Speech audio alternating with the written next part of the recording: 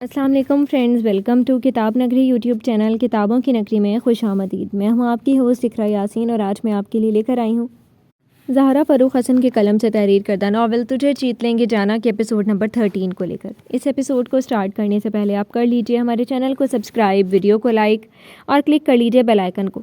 اب آتے ہیں ایپیسوڈ کی جانب۔ یہ کب کہا تھا مجھے نظاروں سے خوف آتا ہے، مجھے تو چاند ستاروں سے خوف آتا ہے۔ میں دشمنوں کی کسی وار سے نہیں ڈرتا، مجھے تو اپنے یاروں سے ہی خوف آتا ہے۔ خزاں کا جبر تو سینے پر روک لیتے ہیں، مجھے اداس بہاروں سے خوف آتا ہے۔ ملے ہیں بے ساکھیوں سے غم اتنے، میرے بدن کو سہاروں سے خوف آتا ہے۔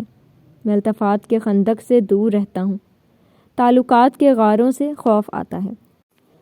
صبح کی ساعتیں ظہر میں تبدیل ہوئیں تو سورج آسمان کی نیلی قبا کے بیچوں بیچ ایسے چمکنے لگا کہ ایک دم سے دھوپ کی ساری لطافت کو گرم تپش نے نگل لیا تھا۔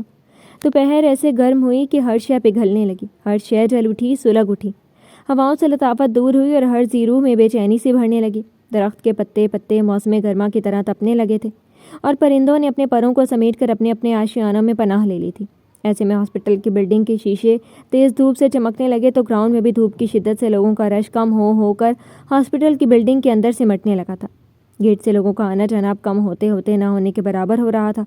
ہاسپٹل کا گراؤنڈ تقریباً سنسان ہو چکا تھا۔ اس سناٹے میں ایک طرف سنسان بینچ پر وہ آدھے ادھورے درخت کے سائے میں سر جھکا کر بیٹھا ہوا تھا۔ سر جھکا ہوا تھا اور دھوپ کی شدت سے اس کا چہرہ اب سرخ ہونے لگا تھا، پر جو آگ دل میں سلگ اٹھی تھی اس نے بیرونی تپش بھری حس کو ہر احساسات سے ختم کر دیا تھا۔ اچانک ملی اس خبر نے اسے اندر تک وحشت سے بھر دیا تھا۔ اس نے کبھی سوچا بھی نہیں تھا کہ حالات یہ موڑ بھی لے لیں گے، وقت اس طرح سے بھی اسے آزمائے گا۔ اس حادثے کا کون ذمہ دار تھا؟ کس کا قصور تھا جو وہ ان راہوں پر آ کھڑا ہوا جس کی منزلیں اس سے روٹ چکی تھیں؟ اریبہ اور اس کی راہیں کبھی ایک ہونی ہی نہیں تھیں۔ اس نے اس سے نکاح بس اپنے مقصد تک پہنچنے کے لیے کیا تھا۔ اسے اجلال تک پہنچنے کا راستہ چاہیے تھا اور بہترین راستہ اریبہ تھی۔ یہ ہم سفری تمام ہو جانی تھی، یہ ساتھ بھی ترک ہو جائے گا۔ تعلقات کی ڈور بھی ٹوٹ کر ان کے راستے ایک دن الگ ہو جانے کو تھے۔ وہ ساری زندگی ایسی ہستی کے ساتھ زندگی نہیں گزار سکتا تھا جس کے ہونے سے اسے نفرت تھی۔ خود اریبہ بھی اس کے ساتھ کبھی تعلقات قائم نہیں رکھنا چاہتی تھی۔ ان کے رشتے میں محبت نامی شے کا نام و نشان تک کہیں نہیں تھا۔ مجبوری کے رشتے میں چاہتیں سلگ ہی نہیں سکتی تھی۔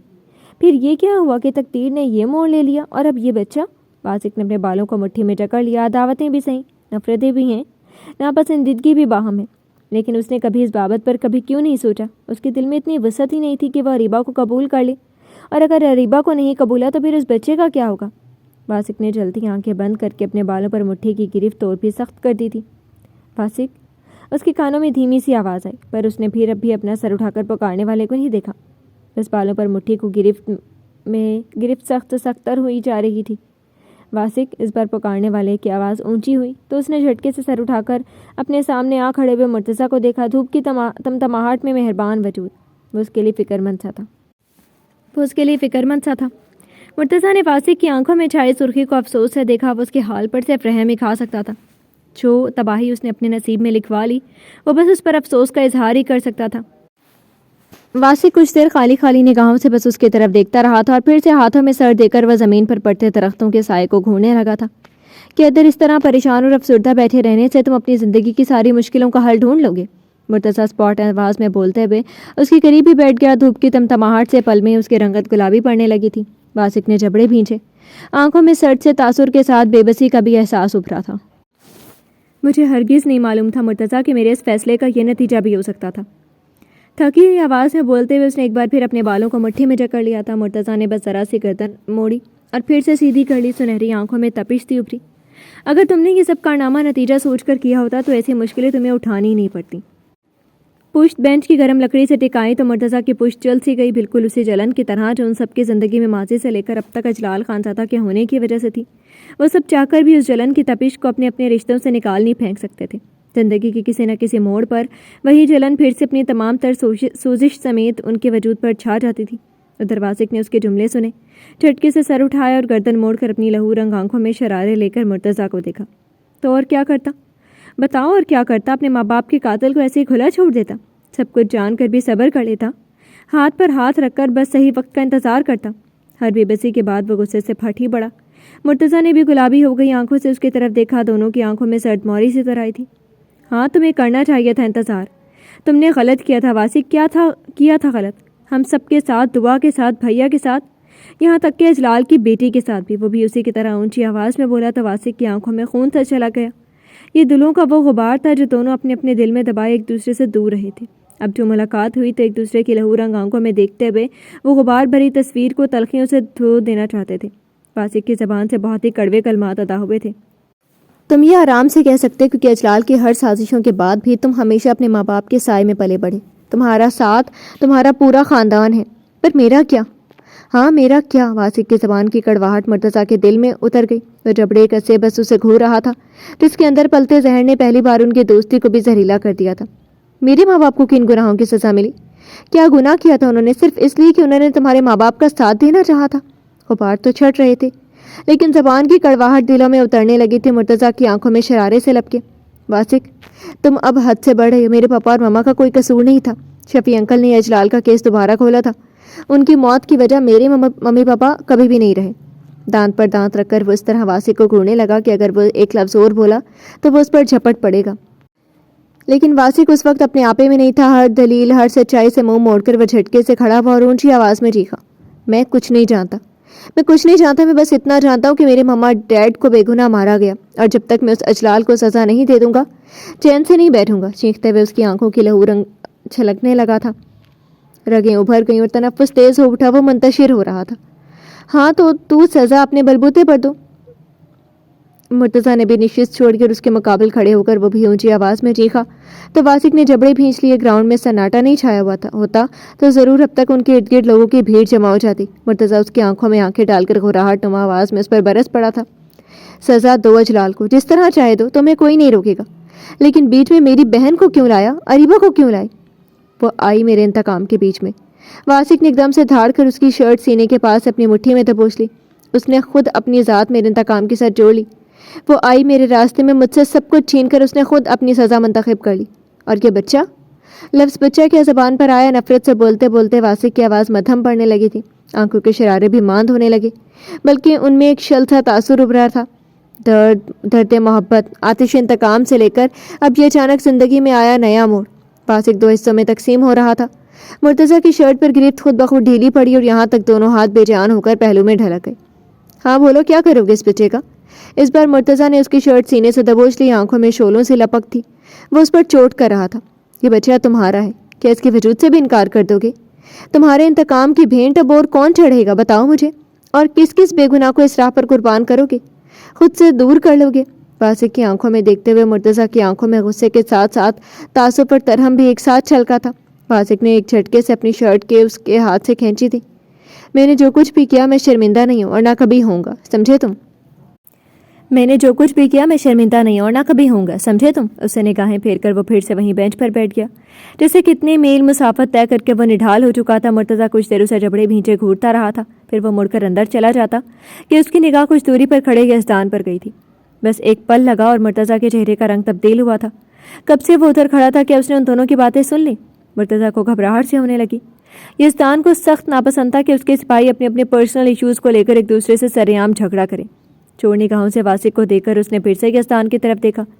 پینٹ کی جیب میں دونوں ہاتھ ڈال کر دونوں کو گھورتا وہیں سرد و سپاٹ چہرہ، جس کے چہرے سے کبھی کوئی پتہ نہیں لگا سکتا تھا کہ اس کے اندر کیا چل رہا ہے، مگر نگاہوں کے سرد تپش سے خوف پیدا ہو جائے۔ مرتضیٰ اڑی ہوئی رنگت کے ساتھ یزدان کے ایک قدم اپنی طرف آتے دیکھ رہا تھا۔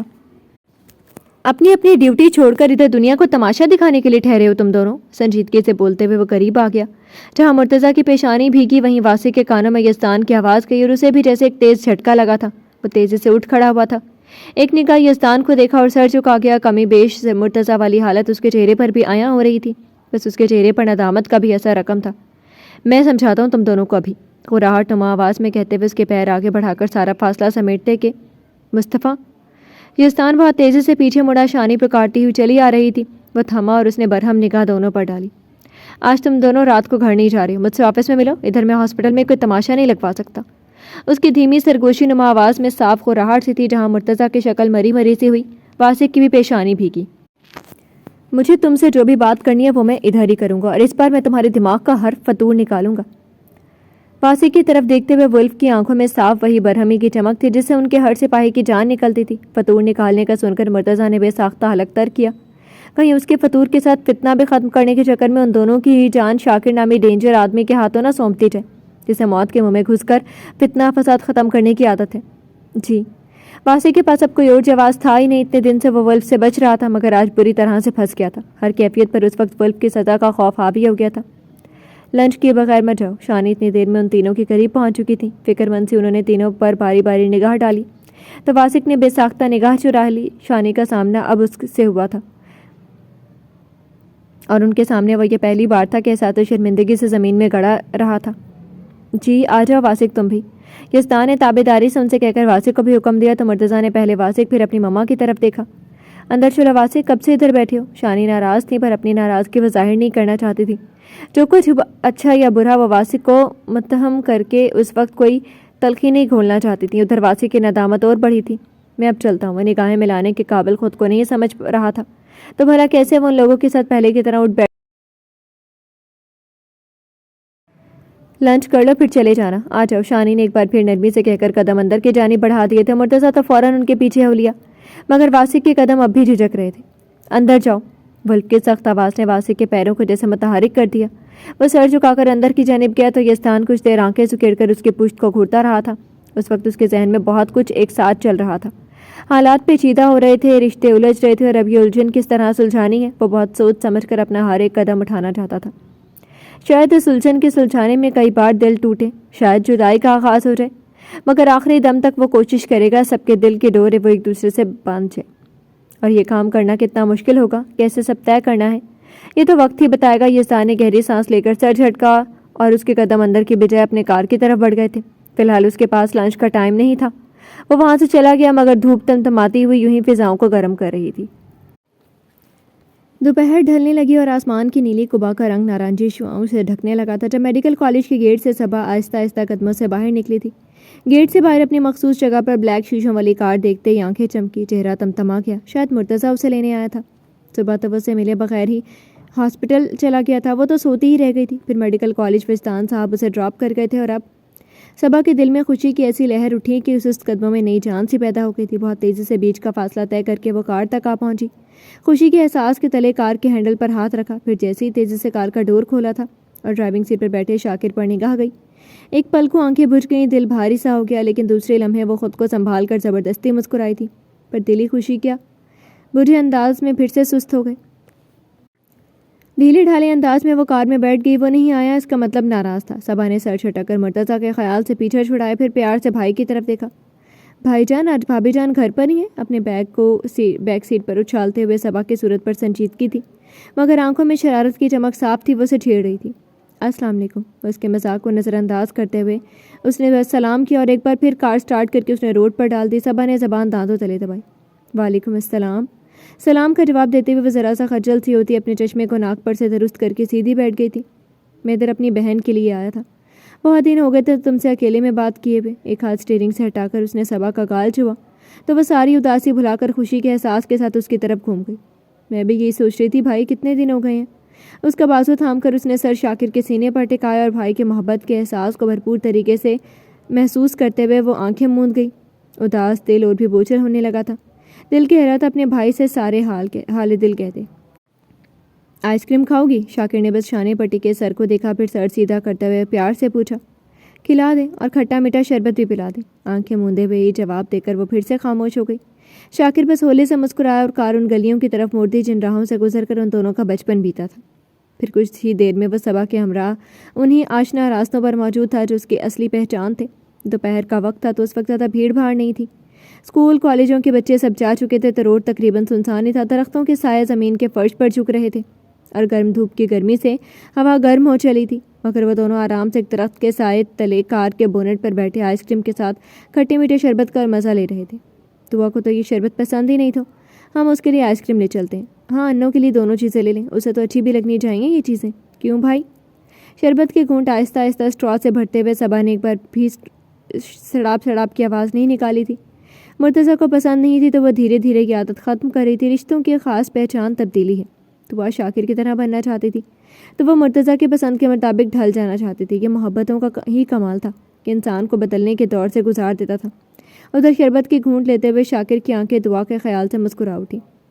یہ تم تینوں کو کوئی چیز اکیلے کیوں ہضم نہیں ہوتی؟ کچھ دن پہلے جب تمہاری بھابھی صاحبہ کو 5 اسٹار ہوٹل لے کر گیا تو ان کا بھی یہ فرمان تھا کہ سب کے لیے لے چلتے ہیں۔ اس رات کے بارے میں سوچتے ہوئے وہ سنجیدگی سے ہی بتا رہا تھا، مگر بولتی آنکھوں میں چمک سی ابھر رہی تھی۔ پر صبا کو جیسے جھٹکا لگا، آنکھوں میں تحیر سمٹ آیا۔ اب تو آپ کو 5 اسٹار ہوٹل لے کر گئے تھے؟ شاکر نے گردن موڑی، وہ گلاس کا اسٹرا ہونٹوں میں دبائے اسے تعجب سے دیکھ رہی تھی۔ شربت پینا بھی بھول گیا، چشمے کے پیچھے چھپی آنکھوں میں ناگوار سا تاثر تھا۔ کیوں، تمہیں برا لگ رہا ہے؟ اب رچ کاکر جسے وجہ جاننی چاہیے۔ بھائی آپ کو معلوم ہے نا وہ کس طرح کا ہوٹل ہے، کیوں بیچاری کو آزماتے ہیں؟ وہ کہاں آتی ہے ان سب چیزوں کی، ایسے ماحول کی، بھیڑ بھاڑ کی؟ کیا سوچا ہوگا کہ آپ اسے اچھی جگہ کھانا بھی نہیں کھلا سکتے؟ صبا کو سچ مچ برا لگا تھا۔ دعا کی طبیعت کے متعلق سوچ کر وہ پریشان ہوئی، یہ سوچ کر کہ اس نے کیا سوچا ہوگا اس رات۔ اس کے بھائی کے بارے میں شاکر کی طرف دیکھتی وہ تعصب سے گردن ہلا گئی تھی، لیکن وہاں اسے تو کوئی مشکل نہیں ہوئی، بلکہ ادھر تو اس نے پورے پہلوانوں کی طرح پلیٹ صاف کر کے کھایا تھا۔ 3-4 کے بعد میں نے تو لیگ پیس گننی چھوڑ دی تھی۔ ایک ہی گھونٹ میں سارا شربت پی کر اس نے جو ظاہراً سادگی سے ہی بتایا، مگر صبا کے لبوں سے ہنسی کا فورا چھوٹ گیا تھا۔ بھائی آپ بھی نا۔ صبا ہنسی تو ہنستی ہی چلی گئی، وہ بھی سر جھٹک کر ہولے ہولے ہنستا رہا تھا، پھر گردن موڑ کر ہنستی ہوئی صبا کی طرف دیکھا۔ وہ ہنستے ہنستے چشمہ ناک پر لڑک آیا تھا۔ شاکر نے ہاتھ اٹھا کر اس کا چشمہ درست کرتے ہوئے پوچھ ہی لیا، مرتضی آج کب ہاسپٹل گیا؟ سوال سرسری سا تھا، مگر صبا گڑبڑا سی گئی، گلاس ہونٹوں سے لگائے ہوئے وہ سراسر رخ بھی موڑ گئی۔ یہ سوال پوچھنے کا پس منظر سمجھ میں نہیں آیا تھا۔ پتہ نہیں بھائی، میں تو سو رہی تھی، اسے جلدی رہی ہوگی جانے کی۔ مزیدار شربت کا سارا مزہ تلخی میں تبدیل ہو گیا۔ کل رات کا جھگڑا یاد آیا اور دل پھر سے بوجھل ہو گیا۔ بے دلی سے اس نے گلاس اٹھا کر سڑک کے کنارے ایک طرف اچھال دیا۔ شاکر نے بغور اس کا ڈل سا ہوا انداز دیکھا۔ تم بیوی ہو اس کی، تمہیں اتنی خبر تو ہونی چاہیے کہ وہ کب گیا کب آیا۔ اپنا گلاس بھی ایک طرف اچھالا اور اپنا آئس کریم کا پیک اس نے صبا کی طرف بڑھاتے ہوئے وہ بھی صبا کی طرف نہیں دیکھ رہا تھا۔ دور کہیں جاتی دھوپ کی عکس پر اس کی نظریں مرکوز تھیں۔ کہاں نا بھائی، میں سو رہی تھی، پتہ ہی نہیں چلا۔ اور مرتضیٰ کو بھی جلدی رہی ہوگی رات جب وہ کمرے میں آیا تو، اور وہ مرتضیٰ کل رات بیک یارڈ میں سویا تھا، وہ بولا، اور صبا کو ایک دم سے دھچکا لگا تھا۔ آئس کریم تھامتے ہوئے ہاتھ وہیں تھم گئے، آنکھوں میں تحیر سمٹا اور طبیعت مزمحل سی ہو گئی۔ شاکر نے گردن موڑ کر صبا کے تھم گئے ہاتھ دیکھے اور پھر آئس کریم کے پیکس اپنے قریب رکھ کر وہ صبا کی طرف پورا کا پورا گھوم گیا۔ کیا ہوا تھا کل رات؟ کیوں جھگڑا کیا تھا؟ وہ سنجیدگی سے اس سے پوچھ رہا تھا، آنکھوں میں نرمی سی تھی۔ صبا نے بھولے سے پلکیں اٹھائے، وہ وجہ جاننے کا منتظر تھا۔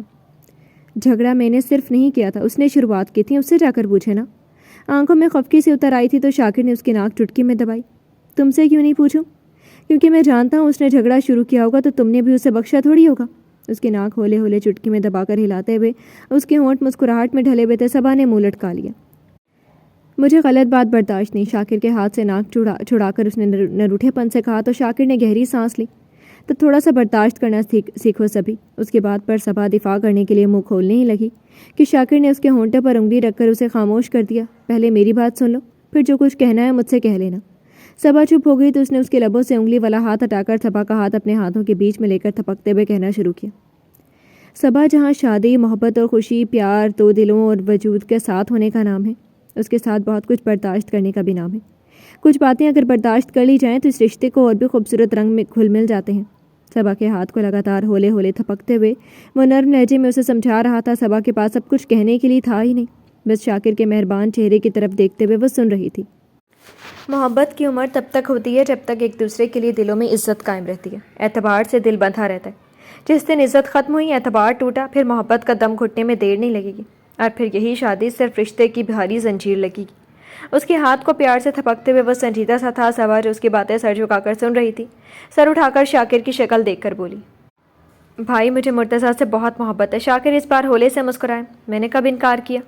اللہ کرے کہ محبت ہمیشہ قائم و دائم رہے، بس میری یہی دعا ہے۔ اس نے پیار سے صبا کے گال تھپکے تو وہ بس اداسی سے مسکرائی۔ شاکر ایک بار پھر بولنا شروع ہوا تھا، مرتضیٰ میم کے لیے بہت حساس ہے۔ صبا، تم اب کبھی میم کو لے کر اس کی کسی بات پر جھگڑا نہیں کرو گی، اس نے ایک دم سے کہا اور صبا بری طرح سے چونکی۔ اسے کیسے پتا چلا کہ جھگڑا کس بات پر ہوا تھا؟ اسے نہیں معلوم تھا یزدان نے شاکر سے بات کی تھی۔ اس بار خود سمجھانے کے بجائے اس نے شاکر کو سارا معاملہ بتا دیا۔ بات کی نوعیت دوسری تھی تو اسے یہی صحیح لگا تھا، صبا کو شاکر ہی سمجھائے، وہ یزدان کے سمجھانے پر غلط مطلب بھی اخذ کر سکتی تھی۔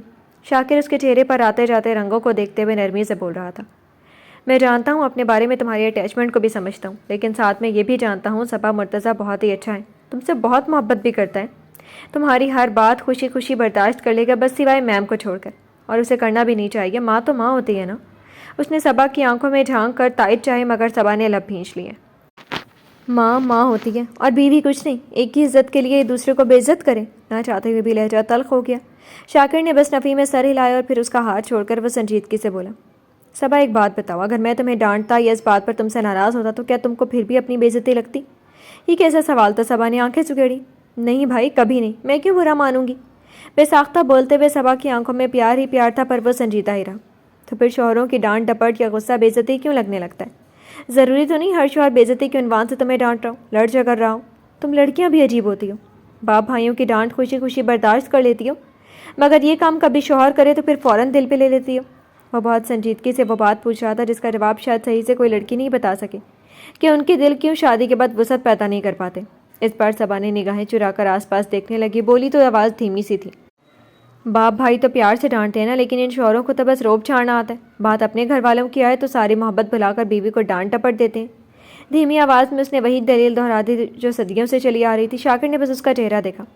تب تک تمہیں میں بھی ایسا لگتا ہوں گا نا؟ میں بھی دعا کو ضرور بے عزت کروں گا، اور میری چھوڑو، باس کے لیے بھی یہی کہو گی، اور بگ باس کو بھی، ہے نا؟ صبا بری طرح سے گڑبڑا گئی۔ نہیں بھائی، آپ کو تھوڑی نہیں کہہ رہی ہوں، نہ بھیا کو اور پپا کو، ایک دم نہیں۔ نفی میں سر ہلاتے ہوئے وہ گلٹ سا بھی ابھرتا محسوس کر رہی تھی۔ شاکر نے مسکرا کر اس کے سر پر چپت لگائی، پھر سنجیدہ ہو کر کہا، صبا سنو اور اپنے ذہن میں بٹھا لو، میں نے تمہیں یہ مثال صرف اس لیے دی کہ اس دنیا میں نہ ہر مرد ایک جیسے ہیں، نہ ہر عورتیں برابر۔ اچھی بری صفت زن و مرد نہیں دیکھتی، وہ کسی بھی ہستی میں ہو سکتی ہیں۔ بس سمجھنے کی کوشش کرنی چاہیے۔ تم نے مرتضیٰ کے ساتھ 5 سال پرکھتے ہوئے گزارے ہیں، اس کی اچھائیوں سے بہت اچھے سے واقفیت ہے، تو اپنے اور اس کے بیچ میں انا مت آنے دو۔ ایک عمر بیت جاتی ہے ایک اچھا انسان ڈھونڈنے میں، تمہیں تو شوہر کے ساتھ پورا خاندان ہی بہترین ملا ہے۔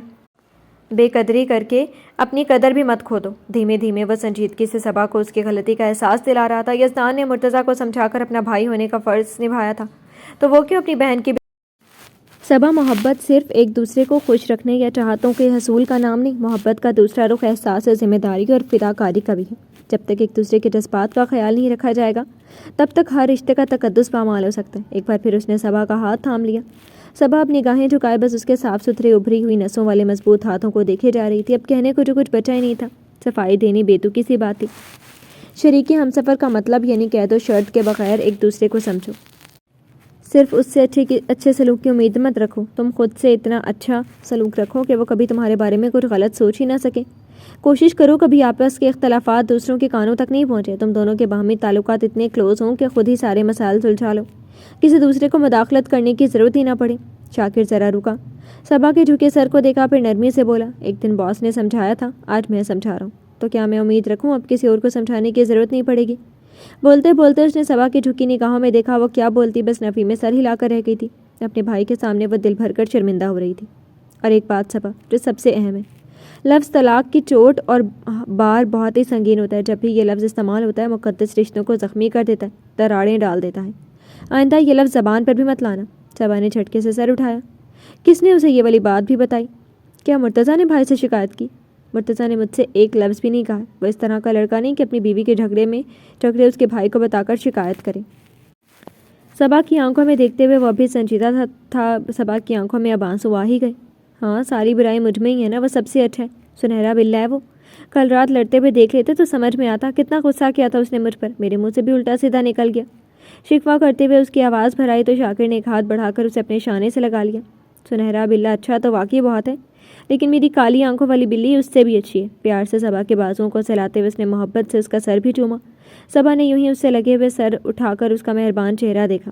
آپ مجھ سے ناراض ہیں نا؟ چشمش گلابی ہوتی آنکھوں والی سچ مچ کی بلی لگی تھی۔ آج تک کبھی ناراض ہوا ہوں پگلی؟ شاکر نے اس کی معصومیت پر جھک کر پیشانی سے پیشانی ٹکرائی۔ بھائی، آئی لو یو سو مچ۔ صبا کس کر اس سے لپٹ گئی تو شاکر نے اس کی پشت تھپکی۔ لو یو ٹو، آؤ اب چلے، میں لیٹ بھی ہو رہا ہوں۔ وہ بولا تو صبا اس سے آہستہ سے الگ ہو گئی۔ کار کے بونٹ سے اترتے ہوئے شرارت سے آنکھیں بھی نچائیں۔ بھابھی سے ملنے کو لیٹ ہو رہے ہیں؟ استغفر اللہ، اب میرے پاس بس ایک یہی کام رہ گیا کیا؟ باس کے پاس جانا ہے مجھے۔ وہ جو سر جھٹک کر بڑبڑایا، صبا زور سے کھلکھلا دی۔ شاکر اس کے سر پر چپت لگا کر مڑ کر ڈرائیونگ سیٹ کی طرف چلا گیا تو صبا بھی گھوم کر اس کے برابر والی سیٹ پر آ کر بیٹھ گئی۔ پھر سارا راستہ ان دونوں کا ہلکی پھلکی باتیں کرتے ہوئے کٹا تھا۔ مرتضیٰ کے متعلق کوئی بات نہیں ہوئی تھی کیونکہ اب ضرورت ہی نہیں تھی۔ شاکر کو یقین تھا صبا اس کی بات سمجھ چکی تھی۔ کار کمشنر وجدان کے بنگلے کی مخصوص جگہ پر آ کر رکی تو شاکر نے گردن موڑ کر صبا کی طرف دیکھا، پھر گردن سیدھی کرتے ہوئے سنجیدگی سے بولا، سبھی ایک بات اور۔ وہ ڈور کھول کر اترنے ہی لگی تھی کہ شاکر کی آواز پر رک گئی۔ وہ ونڈ اسکرین کی طرف پار بنگلے کا نظر آتا بیرونی حصہ دیکھتے ہوئے بہت ہی سنجیدہ تھا۔ صبا وہیں تھم کر بیٹھی۔ کیا بات ہے بھائی؟ اس کے چہرے کی سنجیدگی دیکھتے ہوئے صبا نے بات سمجھنے کی کوشش بھی کی۔ شاکر نے گردن موڑی تو صبا کو اس کی گہری آنکھوں میں سرد پن سا بھی نظر آیا۔ اب چاہے کوئی بھی صورت آ جائے، حالات کوئی بھی رخ لیں، تم میم اور میرے بیچ میں نہیں بولو گی۔ میرا اور ان کا حساب کتاب دوسرا ہے۔ نہ یہ نفرت ہے، نہ کوئی رنجش، نہ ہی دلی عداوت جو تمہیں بری لگے۔ وہ جانے کیا کہہ رہا تھا، صبا الجھ سی گئی۔ وہ خلیل اور شاکر کے ماضی سے بے خبر تھی۔ میں سمجھی نہیں بھائی۔ اس کی آنکھوں میں الجھن سی تھی۔ شاکر نے لب کھینچے۔ ماضی کا دردناک تعلق رکھنے والے رشتے کو تم سمجھ بھی نہیں پاؤ گی۔ صبا نے اس کی آنکھوں کی سرد موہری میں درد کی تہ دیکھی تو بھائی، وہ تڑپ کر کچھ کہتے کہ شاکر نے تیزی سے خود کو سنبھال لیا۔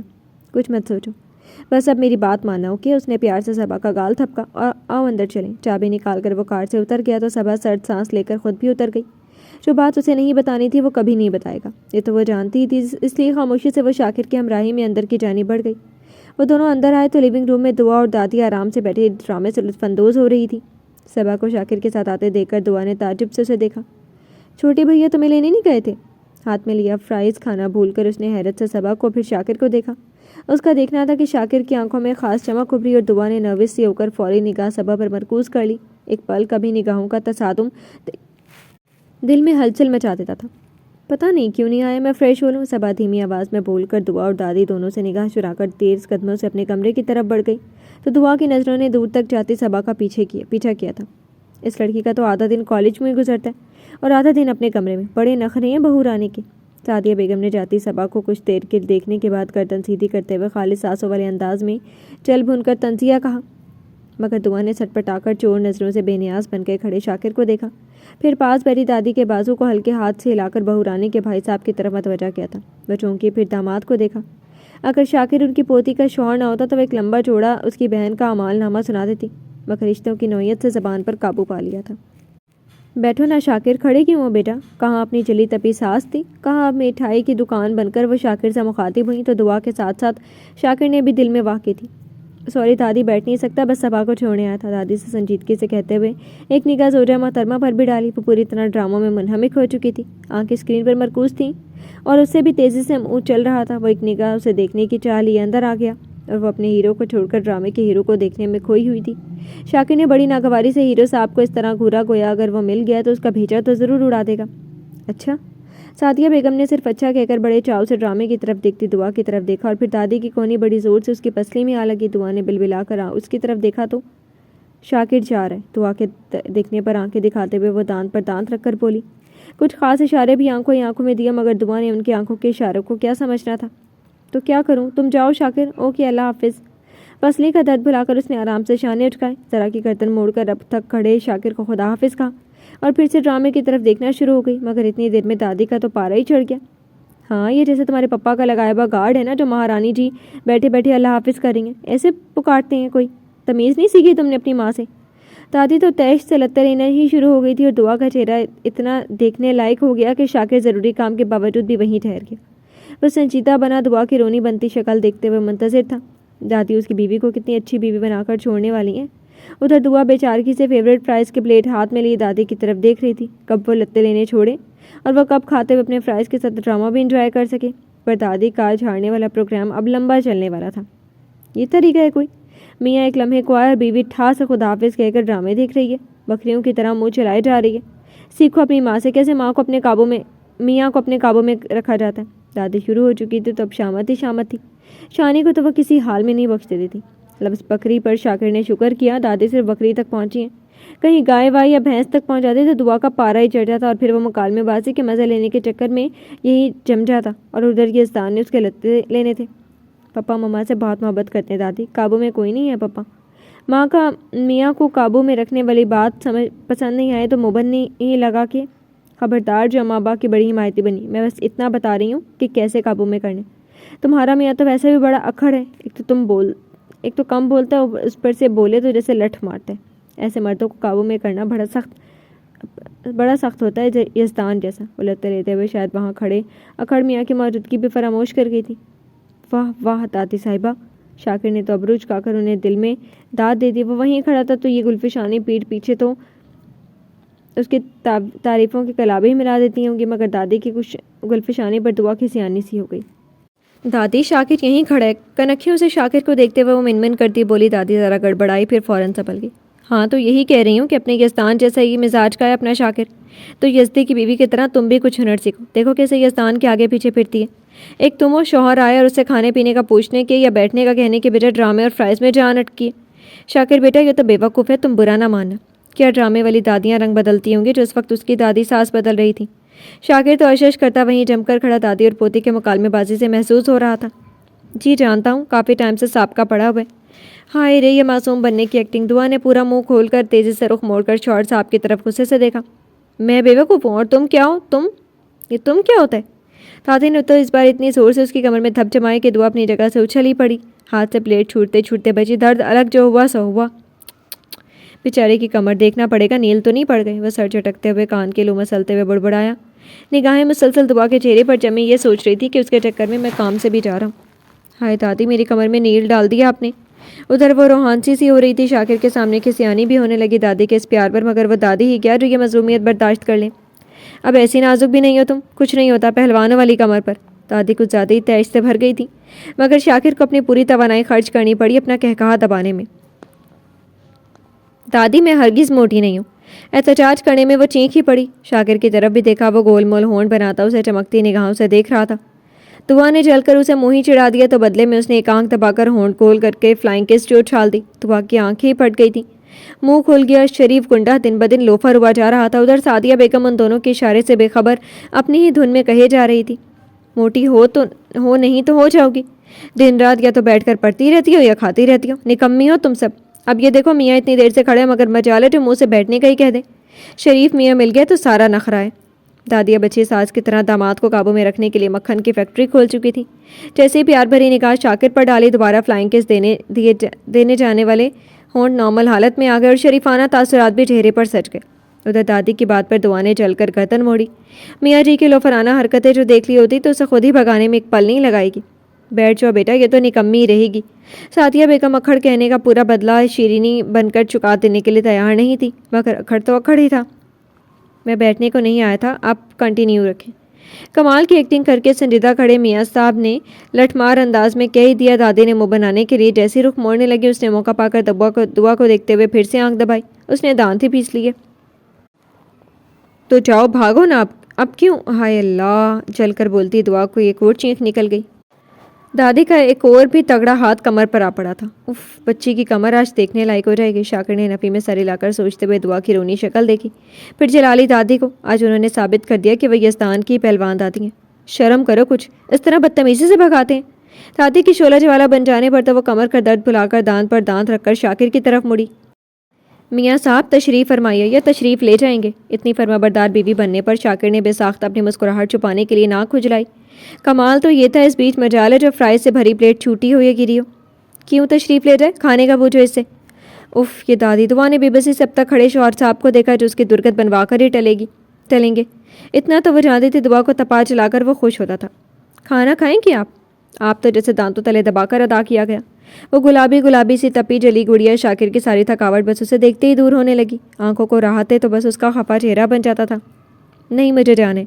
اس بار آسانیت سے منع کر کے وہ پھر سے مڑا کہ دادی نے ایک بار پھر روک دیا، یعنی اتنی آسانی سے اسے ٹلنے نہیں دے گی۔ وہ ہونٹوں سے سانس خارج کر کے پھر سے پلٹ کر ان دونوں کو دیکھنے لگا۔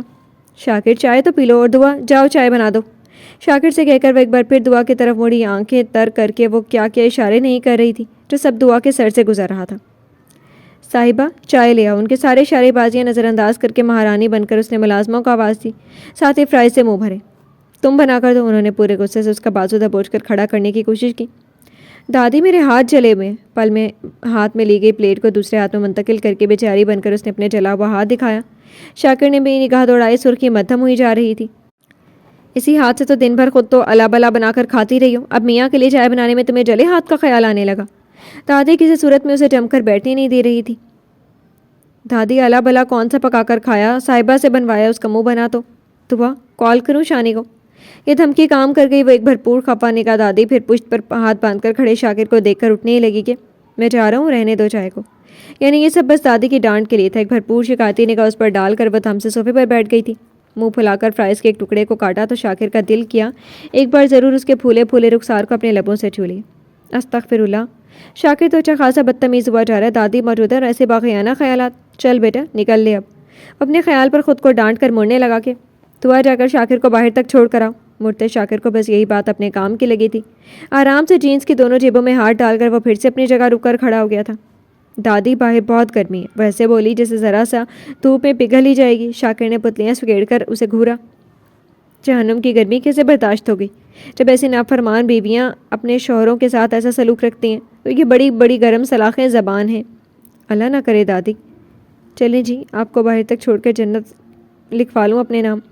دادی سیدھے جہنم میں سلاخوں سے اس کی زبان دغوا دیتی کہ وہ دہل کر اچھل کر کھڑی ہی ہو گئی۔ دادی اطمینان سے اسے حدیث سنا کر ڈرامہ میں منہمک ہو گئی تھی اور ادھر شاکر کو کینچی چپل پیروں میں ڈال کر اس کے ساتھ چلنے کے تیار بیوی کو دیکھ کر پہلی بار دادی پر پیار آیا، جس کی مہربانی سے وہ اٹھی تھی۔ خدا حافظ دادی جان۔ دادی کے ساتھ جان کو اضافہ کر کے اس نے دعا کا بازو کوہنی سے تھام کر فوری قدم باہر بڑھا دیے تھے۔ سعدیہ بیگم نے جاتے ہوئے دعا اور شاکر کے پشت کو دیکھا، پھر مسکرا کر وہ ٹی وی اسکرین کی طرف متوجہ ہو گئی۔ بازو چھوڑو نا، فرائز گر جائیں گے میرے۔ ساتھ چلتے ہوئے کاندھے پر دوپٹہ جھول رہا تھا اور ہاتھوں میں فرائز کی پلیٹ اب تک تھمی ہوئی تھی۔ بازو چھڑانے کی کوشش کرتے ہوئے روٹھی ہوئی سی بولی، یہ تمہاری میراث کے فرائز کوئی نہیں کھا جاتا، اسے تو اندر ہی چھوڑ دیتی۔ بازو چھوڑ کر اس نے ذرا سی گردن موڑ کر دعا کو دیکھا۔ نہیں، مجھے عادت ہے، میں جب تک پورا نہیں کھا لوں گی اسے چھوڑ نہیں سکتی۔ مسلسل کھاتے ہوئے وہ اس طرح چل رہی تھی کہ اس کا شانہ شاکر کے بازو سے ٹچ ہو رہا تھا۔ مجھے بیوی بھی اپنی جیسی ملنی تھی، ہولے سے بڑبڑاتے ہوئے کہ قدم اٹھاتے ہوئے اس کی نگاہیں اب ساتھ چلتے ہوئے کالی پٹیوں میں قید گلابی پیروں پر تھی۔ ہم قدم ہم سفر۔ شاکر مسرور سا ہوا تھا۔ تم تو بڑبڑاتے بہت آہستہ ہو۔ اس کی بڑبڑاہٹ صاف سنائی نہیں دے رہی تو وہ رک کر مشکوک سی اسے دیکھنے لگی۔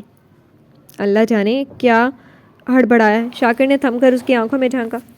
میں صرف بڑبڑاتا آہستہ ہوں، ویسے میں ہر کام میں بہت تیز کام ہوں۔ بس تم اپنی بتاؤ، دل کب تک مہلت چاہتا ہے؟ کچھ تو ایسا مفہوم تھا اس کی بولتی آنکھوں میں کہ دعا کا چہرہ آنچ دینے لگا تھا۔ آنکھیں جھکی، گال سے لے کر گردن تک گلابی ہو گئی اور ہاتھ میں لرزش سی اتری کہ اس وقت مجھے بہت ضروری کام ہے تو میں چلوں۔ اس کے گالوں کی سرخی پر ایک انگلی پھیر کر وہ گہری سانس لے کر پھر سے چلنے لگا تو دعا اپنے دل کو ڈانٹ ڈپٹ کر اس کے ساتھ ہو لی۔ آئیے تو لنچ کر ہی لیتے۔ ڈرامے سے دھیان ہٹ جاتا تو وہ خیال رکھنے والی خود بخود ہو جاتی تھی۔ اس نے پھر سے گردن موڑ کر ہم قدم سعدی کو دیکھا تو بھوری آنکھوں کی جگمگاہٹ اور بڑھی۔ یہی کھلا دو نا اپنے میراث کے فرائز۔ آنکھوں سے اس نے دعا کے ہاتھ میں تھمی پلیٹ کی طرف اشارہ کیا جو ان دونوں کے درمیان ساتھ ساتھ چل رہی تھی۔ یہ فرائز؟ دعا نے تعجب سے بچے کھچے فرائز کو دیکھا، پھر شاکر کی طرف۔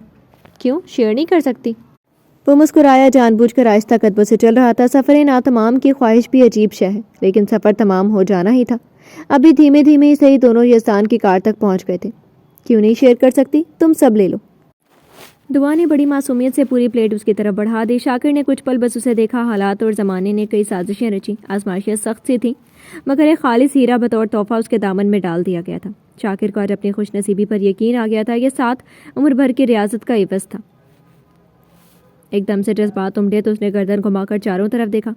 گارڈ دور ہی تھے اور کیمرے کا خوف ولف کی غیر موجودگی سے دل سے دور ہی تھا۔ مطمئن شاکر نے ذرا سا جھک کر چہرہ بڑھایا، گلابی گالوں پر لپٹی کر پرہدت لمس سے دعا کے گال سلگ اٹھے۔ کیا کرتے ہو؟ کوئی دیکھ لے گا، ایسے مت کیا کرو۔ وہ شرمائی گھبرائی بھی، اور جو اس قدر شرم و حیا کے ساتھ خالص بیویاں والے انداز میں داہنے گال پر ایک ہاتھ رکھ کر منع کیا گیا، وہ اس ادا پر پہلی بار فدا سا ہو گیا، دل بے اختیار ہو گیا۔ کوئی بھی دیکھے سالہ، آپ ان کی بیوی ہو تم، سالہ شکو کو کون روک سکتا ہے؟ اپنے مخصوص ٹال میں اس نے دعا کی کمر میں ایک ہاتھ ڈال کر اسے قریب کھینچ لیا۔ تم نا دن بدن بدتمیز ہوئے جا رہے ہو۔ گھبرا کر اس نے ایک ہاتھ سے پلیٹ گرنے سے بچائی اور دوسرے ہاتھ کو اس کے سینے پر رکھ کر فاصلہ قائم کرنے کی کوشش کی۔ اور آپ دن بدن مجھے اپنے سحر میں گرفتار کر کے کون سی کوششوں میں مصروف ہے میرے سرکار؟ جب وہ ایسے دلکش انداز سے مسکراتے ہوئے رومانٹک ہوتا تو دعا کا دل اس کے کانوں میں دھڑکنے لگتا تھا، ہاتھ پاؤں سنسنا جاتے تھے، پلکوں پہ بوجھ سا لد جاتا تھا۔ یہ کھا لو۔ گھبرا کر اس نے پلیٹ نگاہوں کے سامنے کر دی تو شاکر نے رقیب فرائز کو دیکھا، پھر گہری سانس لے کر جھکا۔ تم اپنے ہاتھ سے کھلا دو۔ اب کہاں ہاتھ دھولنے کے لیے اندر جاؤں گا؟ یہ جو پلکوں کی گرتی اٹھتی چلمن تھی وہ دشمن جاں ہی بن جائے گی۔ شاکر نے ہولے سے ان پلکوں کو لبوں سے چھوا اور نرم جھالروں کی لرزش ہونٹوں پر محسوس کر کے گہری سانس لے کر ساری نرمی دل میں سمیٹی اور دعا کی کمر میں ہاتھ ہٹا کر وہ ایک قدم کے فاصلے پر ہو گیا۔ وقت کے دامن میں گنجائش ہی نہیں تھی کہ وہ رخ روشن کے حسین نظارے سے کچھ اور حکایتیں بیان کر دے۔ شاکر اس سے رخ موڑ کر یزدان کی کار کی ڈگی کھولنے لگا۔ دعا نے چپکے سے اس کی طرف دیکھا، وہ سنجیدگی سے ابیستان کی کار کی ڈگی سے اس کا کالا بیگ نکال کر زپ کھول کر چیک کر رہا تھا۔ دعا وہیں کھڑی اسے دیکھنے میں محب ہونے لگی۔ بلو رنگ اس کا شاید پسندیدہ تھا، جو زیادہ تر وہ اسی رنگ کی شرٹ میں ملبوس رہتا تھا۔ اب بھی بلو چیک شرٹ پر گرے جینز سے بتن کیے وہ ہمیشہ کی طرح سب سے منفرد نظر آ رہا تھا۔ وہ جیسے جیسے قریب آ رہا تھا وہ خود اپنی نہیں رہی تھی۔ انقلاب برپا ہونے میں بس ایک وجہ درکار تھی۔ وہ وجہ بے وجہ ہولے ہولے سے دل کی دنیا میں کیسی تبدیلی لاتی۔ پہلی دفعہ رسم وفا سے لے کر رسم محبت کے سارے گڑ سکھا دینا چاہتی تھی۔ اب چلتا ہوں، دعا چونک کر ہولے سے مسکرائی۔ وہ کالے بیگ کا اسٹریپ کاندھے سے گزار کر پہلو میں لٹکا کر جانے کے لیے تیار تھا، بس اپنا ہیلمٹ نکال رہا تھا۔ یہ نہیں کھانے ہیں؟ مسکرا کر اس نے شاکر کی طرف 2 انگلی کی مدد سے فرائز کا ٹکڑا اٹھا کر اس کی طرف بڑھا دیا۔ اس نے ہیلمٹ اٹھاتے ہوئے گردن موڑی۔ بھوک نہ لگے ہونے کے باوجود بھی اس نے منہ کھول دیا۔ جھکو تو بھی، میں اتنی لمبی نہیں ہوں، اب اچک کر منہ میں ڈالنے سے تو رہی۔ شاکر نے مسکرا کر اس کی بنتی بگڑتی پیاری شکل دیکھی اور ایک ہاتھ اس کی کمر میں ڈال کر اسے اس طرح اٹھا لیا کہ دعا کے پاؤں چند انچ زمین سے اونچے ہو گئے۔ میں جھکتا نہیں ہوں، تمہیں اپنے برابر کر دیتا ہوں۔ اس نے آرام سے دعا کی انگلیوں کے بیچ دبا فرائز کا ٹکڑا منہ کھول کر ہونٹوں میں دبا لیا۔ اس کے ہونٹوں سے لے کر زبان کا لمس اور گرم بھاپ سے دعا کی انگلیاں جسے سلگ گئیں۔ انگلیاں بھی کھاؤ گے کیا؟ گھبرا کر اس نے ٹوکا۔ فرائز کا مزہ ہی دے رہی ہیں، کھا جاؤں کیا؟ شرارت سے دیکھتے ہوئے وہ جو ذرا سا دانتوں کا دباؤ بڑھایا دعا چینک پڑی۔ نہیں مت کھانا۔ اس طرح چینکنے پر اس سے پہلے گارڈز دوڑے آتے شاکر نے چھوڑنا ہی مناسب سمجھا۔ لا حول ولا قوت، جانور سمجھا کیا مجھے؟ ایسے چیختی ہے کہ لڑکی کوئی غلط مطلب ہی سمجھ لے۔ اس کے چیخنے پر اس نے جھٹ سے اس کی انگلیوں کو آزاد کرتے ہوئے اس کے پاؤں بھی زمین پر ٹکا دیے۔ منہ کا زاویہ بھی بگڑا۔ کاٹ لیتے تو تم؟ برا مان کر انگلیاں ہونٹوں میں دبائی۔ ہائے رے یہ معصومیت، وہ اب زیادہ دیر ادھر رہا تو کام سے ضرور چلا جائے گا۔ ہیلمٹ پر مٹھی کی پکڑ بنا کر وہ دعا سے قدرے رخ موڑ کر یزدان کی پاک کی ہوئی بائک کی طرف چلا گیا تو دعا اس کے پیچھے بولی، رات آؤ گے نا؟ جیسے وہ بائک پر بیٹھا بے ساختہ وہ پوچھ بیٹھی، کوشش کروں گا۔ ہیلمٹ پہننے کی تیاری کرتے ہوئے وہ اب بھی اسے دیکھنے سے پرہیز کر رہا تھا۔ بھیا کے ساتھ آؤ گے نا؟ اپنی طرف نہ دیکھنے پر وہ برا ماننے لگ گئی تھی، آنکھوں میں خفگی اتری۔ شاید۔ بس اتنا بول کر وہ ہیلمٹ سر پر فٹ کرتا کہ دعا نے تاؤ سے اس کا ہاتھ جکڑ لیا۔ شاکر نے فوری اس کی طرف دیکھا۔ کبھی تو سیدھے جواب دے دیا کرو، بیوی ہوں تمہاری، حق ہے مجھے جاننے کا۔ آنکھیں خفا ہوئی تو شاکر نے غور سے اس کی آنکھوں کی طرف دیکھا تھا۔ اس کی بھوری پتلیوں کے اطراف کا رنگ گہرا کالا تھا، جیسے کالے گھیرے میں چمکتا ہوا بھورا رنگ پھر دیا گیا ہو۔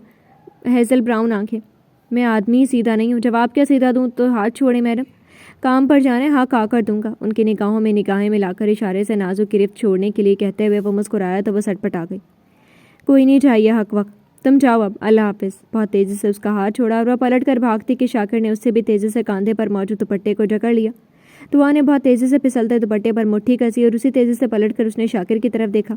ایک ہاتھ سے پلیٹ بچانے اور دوسرے سے دوپٹہ جکڑنے میں اسے مشکل سی ہو رہی تھی، مگر دونوں پر گرفت مضبوط رکھتے ہوئے گھبراہٹ نما خفگی سے بولی، دوپٹہ چھوڑو میرا۔ شاکر کی گستاخی پر آمادہ آنکھوں میں دیکھتے ہوئے وہ گھبرا بھی اٹھی، پیشانی بھیگنے لگی۔ شاکر کے لبوں کے گوشے مسکرائے۔ اس نے دوپٹے کو ایک زوردار جھٹکا دیا تھا۔ دوپٹہ بچانے کے چکر میں دعا کے ہاتھ سے پلیٹ چھوٹ کر وہیں سبز فرش پر اوندھی گری اور وہ اس جھٹکے کے سبب کھینچتی ہوئی بائک کے نزدیک ہی ہوئی تھی کہ شاکر نے اس کی کمر میں ہاتھ ڈال کر اسے لمحوں میں اٹھا کر اپنے سامنے بائک پر بٹھا لیا۔ وہ ڈری سے دوپٹہ مٹھی میں جکڑے اسے گھبرائی نگاہوں سے دیکھ رہی تھی۔ مجھے اپنا حق جتانے سے کوئی طاقت روک نہیں سکتی جب تک میں خود نہیں چاہوں، لیکن دوپٹے کا ایک سرا اب بھی اس کے ہاتھ میں تھا اور گہری آنکھیں دعا کے چہرے پر استحقاق جتاتے ہوئے گھڑی تھیں۔ وہ اس لیکن پر ساکت ہوئی۔ میں اپنی مرضی کی بجائے تمہاری رضا چاہتا ہوں۔ میں تمہارا پورا کا پورا بن جاؤں گا جس دن تم ان لبوں سے خود اقرار کر لو گی۔ ایک ہاتھ اٹھا کر اس نے دعا کے لبوں پر انگوٹھا رکھ دیا تو دعا کی سانسیں بگڑی تھیں، لب لرز اٹھے تھے۔ تمہارے دل پر حکومت کر کے ساری حدود توڑتی ہیں۔ اس کی ہولے ہولے لرزتے ہونٹوں پر سختی سے انگوٹھا رگڑتے ہوئے شاکر کی نگاہوں میں استحقاق بھری بھرپور چمک تھی۔ دل وقت کی ضرورت بھلا کر ان پلوں میں دل میں جگی ایک تمنا کی گزارش مان لینا چاہتا تھا۔ اس نے ذرا سا جھک کر ذرا سی لبوں کو چھونے کی بے ایمان چاہت بھری خواہش کا اظہار کرتی گرم سانسوں کا طوفان دعا کے لبوں پر چھوڑا تھا۔ ابھی بس ایک ذرا سا حق جتاؤں گا۔ اس نے اسی طرح جھکے ہوئے دعا کی مٹھی سے اس کا دوپٹہ چھڑایا تو وہ دمبا خود سی ہوئی۔ پلیز شاکر۔ وہ جانتی تھی ہر کوشش بے سود تھی، دھڑکنوں نے تو اس کی ہی مان لینی تھی، پر شرم و حیا کی زنجیروں سے جسم تھرا رہا تھا۔ کچھ نہیں، بس ایک پردہ قائم کرنا ہے۔ اس نے بہت ہی نرمی سے دوپٹہ چھڑا کر ریشمی دوپٹے کو کھینچ کر اس طرح اوپر کی طرف جھٹکا دیا تھا کہ وہ لہرا کر ان دونوں کے سر پر آ گرا۔ یہ زرد رنگ کے دوپٹے کا عکس چھپ گئے ان دونوں کے چہرے پر پڑ کر اس قدر خوبصورت تصویر پیش کرنے لگا کہ ساری کائنات ان رنگوں میں سجنے لگی۔ ابھی اندر چل رہے تمہارے ڈرامے کا سین ہی دیکھ کر کیا آئیڈیا آیا تھا، سوچا آسمان و دوپٹے کے اندر کا رومانس۔ اس کی آنکھوں میں گستاخ شرارت کے عکس کی کرنیں دعا کے چہرے پر جھکی کہ तुम ना एक नंबर के लोफर हो गए। वो बुरी तरह से शर्मा कर दोनों हाथ उठाकर दुपट्टा हटाने लगे कि शाकिर ने उसके दोनों हाथ जकड़ कर अपने गर्दन में डालकर उसे अपने करीब खींच लिया था। धड़कनों की झंकार का तसादुम इस कदर मदहोशकुन था कि फिर दुआ को और कोई भी मौका दिए बगैर उसने उसके लबों को शिद्दत से अपने होंठों से जोड़ लिया। वो पल पल उसकी सांसों में गोया आग घोलते हुए खुद भी लबों की जुम्बिश से मदहोश सांसों को पी रहा था। प्यार के गीत फिजा में घुले और जैसे सारी कायनात ने साजिश में शामिल होकर हवाओं के साथ घुल मिल कर फिजा की तपिश को ठंडक में तब्दील करना शुरू कर दिया था। नरम हवाओं के झोंके जर्द दुपट्टे को छूते, मदहोशी में गुम दो दिलों को आंचल में छुपे देखते और फिर झूमकर हर सिमत बिखर जाते। दोपहर की ड्यूटी अंजाम देने के बाद चंद लम्हे आराम के मिले तो समन को लेकर शानी चेकअप रूम में आई थी। सुबह से अरीबा की वजह से समन वाला मामला तो रह ही गया था। यज़दान ने मैसेज सेंड किया तो शानी दिल कड़ाकर समन को चेकअप करवाने का बहाना बोलकर उसे अपने साथ ले आई थी। खाला, एक बात मानेंगी मेरी? वो उसके लिए मेडिसिन चेक कर रही थी जब समन पेशेंट बेड पर लेटती बोली। शानी ने इंजेक्शन देखते हुए गर्दन मोड़ी। उसकी काली आंखों में आंसू उम्मीद के दिए जले हुए थे। क्यों नहीं मानूंगी अपनी बेटी की बात? बोलो। ज़बरदस्ती की मुस्कुराहट होंठों पर सजाकर उन्होंने उसके हाथ पर अपना हाथ रखकर थपका। समन के चेहरे को देखते हुए उनकी मुस्कुराहट में फीकापन सा था। वादा करें, बात मानेंगे भी और उसे निभाएंगे भी। वो जो इस कदर संजीदा थी, शानी ने हाथ में लिया इंजेक्शन रख दिया था और अपना पूरा रुख मोड़कर उसका हाथ थाम लिया। समन के हाथ यकसे हो रहे थे। सुमी, बात अगर मानने वाली होगी तो ज़रूर मानूंगी। ज़बरदस्ती की मुस्कुराहट से जाने में शानी को काफ़ी दिक्कत सी हो रही थी। दिल अजीब सी कैफियत में घिरा हुआ उन्हें अंदर से कचूके भी लगा रहा था और दिमाग कह रहा था उन्हें इस वक्त बस उसकी ज़िंदगी के बारे में सोचना चाहिए। समन ने अपने हाथ उनके हाथ से खींच कर दोनों हाथों में दबोच लिए। खाला, मैंने बचपन से आपसे कुछ भी नहीं मांगा, आज कुछ मांगना चाहती हूँ। बोलें, क्या मुझे देंगी? उसके हाथों को अपने हाथों में दबोचे। वो इतनी यासो उम्मीद से उन्हें तक रही थी कि शानी का दिल अजीब सी घबराहट में मुब्तला होकर सुकड़ने फैलने के अमल बार बार दोहराने लगा। सुमी, बात क्या है? समन के सर्द हाथ पर अपना दूसरा हाथ रखकर वह तशवीश से पूछ रही थी। जो फीकी मुस्कुराहट होंठों पर ज़बरदस्ती सजी थी गायब भी हो गई। समन ने कुछ देर बस उनकी तरफ देखा और खाला, प्लीज़ इस बच्चे को ज़िंदा रहने दें, इसे मत ख़त्म करें। इस बार यज़दान की नहीं, मेरी बात का मान रख लें। बहुत जब्त के बावजूद भी आवाज़ भर आ गई और आंखों में मोती जमा होने लगे। शानी की आंखें फटी। सुमी, उन्हें सच में शौक लगा था। सर्द हाथों पर गिरफ्त ढीली होती कि समन ने तेज़ी से उठकर बैठते हुए उनके हाथों पर गिरफ्त और मजबूत कर दी। खाला, प्लीज़ मेरे बच्चे को मत मारें, उसे सांस लेने दें, इस दुनिया में आने दें। मैं एक और यज़दान को जन्म देकर उसके सारे कर्ज चुका देना चाहती हूँ। प्लीज़ खाला, मेरी बात मान लें। शानी के हाथों को उठाकर अपनी पेशानी से लगाते हुए वो अब मिन्नतें करते हुए बेतहाशा रो रही थी। शानी की आंखें तेज़ी से भीगने लगी। दिल मखमूम हो उठा। उन्होंने उसे अपने सीने से लगा लिया। खुद से लगाकर वो भीगी आवाज़ में बोली, सुमी, तुम समझ नहीं रही हो। मैं सब जानती हूँ खाला, सब जान गई हूँ। उनके सीने पर से सर उठाकर वो रोते हुए बोली। तो शानी को एक और शौक लगा था। मैंने कल रात अपनी रिपोर्ट्स देख ली थी, सब पढ़ लिया था। ये भी कि मैं माँ बनने का रिस्क नहीं ले सकती। लेकिन खाला, मैं यज़दान को बेऔलाद रखने का बोझ सारी ज़िंदगी अपने सीने पर उठाकर नहीं जी सकती। ये बच्चा मरा तो मैं भी मर जाऊंगी। बेतहाशा रोते हुए समन की आगाही का कर्ब था। एक बार फिर माजी का दर्दनाक बाप खुलकर उसे मजरूह कर चुका था। शानी को समझ में नहीं आ रहा था वो किस तरह उसे समझाए, किस तरह संभाले। आखिरी जुमले ने तो उनका दिल ही मसल दिया। वो तड़प उठी। समन, कैसी बातें कर रही हो? तुम्हें कुछ नहीं होगा, ऐसे जिद मत करो मेरा बच्चा, एक दिन सब ठीक हो जाएगा। तुम भी फिर बच्चे के बारे में भी सोच लेंगे। अभी खतरा उठाना बेवकूफ़ी है। उसके गालों पर तवातुर से गिरते आंसुओं की लकीरों को कांपती उंगलियों से साफ करते हुए शानी का दिल कह रहा था। वो भी इस दर्दनाक अलमिये पर फूट फूट कर रोए, मगर खुद को मजबूत बनाती वह समन को संभाल रही थी, समझा रही थी। नहीं खाला, ये मेरी ज़िद नहीं, मेरी आखिरी ख्वाहिश है आपसे, आखिरी इल्तिजा। वो शायद अपने आप में नहीं थी। शानी ने दहल कर इस बार उसे डांट दिया। समन, ये कैसी फजूल बातें कर रही हो? अकल से काम लो। मैं तुम्हारा दुख समझ रही हूँ, मगर ये यज़दान के बारे में भी तो सोचो। उसे मालूम हो गया तो झेल लोगी उसकी नाराज़गी। डांटते हुए उन्होंने उसे यज़दान की तरफ तवज्जो दिलाई। समन के होंठों पर दुख से लबरेज तल्ख मुस्कुराहट रेंगी। ज़िंदगी ने मोहलत दी तो सब सह लूँगी खाला। मैं हर दर्द बर्दाश्त कर लूँगी, हर तकलीफ़ अपने सीने में छुपा लूँगी, लेकिन यज़दान के बच्चे को इस दुनिया में लाऊंगी। ज़रूर उसे सांस लेने दूँगी, किसी को कुछ भी नहीं करने दूँगी, ना आपको ना यज़दान को। हर एक लफ्ज़ मजबूती से अदा करते हुए उसकी आंखों में इरादे की पुख्तगी थी, हर तूफान से लड़ जाने का आज़म। समी, शानी बेबसी के चौराहे पर खड़ी हो गई। समन की तबीयत से भी वाकिफ़ थी और यज़दान के मिजाज से भी। आइंदा क्या होगा यह सोच कर ही उनका दिल कांप किया। अब क्या देखना बाकी रह गया था। समन, तुम समझ नहीं रही हो, ये सब आसान नहीं, मैं समझाती हूँ तुम्हें। उन्होंने फिर से उसका हाथ लरसते हाथों में थामा, पर समन के इरादे फौलाद की तरह महकम थे। मैं सब समझती हूँ खाला, मैं सब फेस कर लूँगी, हर दर्द भी, बस मुझे आपका साथ चाहिए खाला। शानी के दिल में खौफ और रज़ा के बीच की जंगी कशमकश शुरू हो गई थी। इतना तो जान गई थी कि वो कुछ भी करेगी मगर उस बच्चे को जन्म देकर रहेगी, पर यज़दान को कैसे धोखा दे सकती है वो? سمن کی طرف وہ بے بسی سے دیکھ رہی تھی۔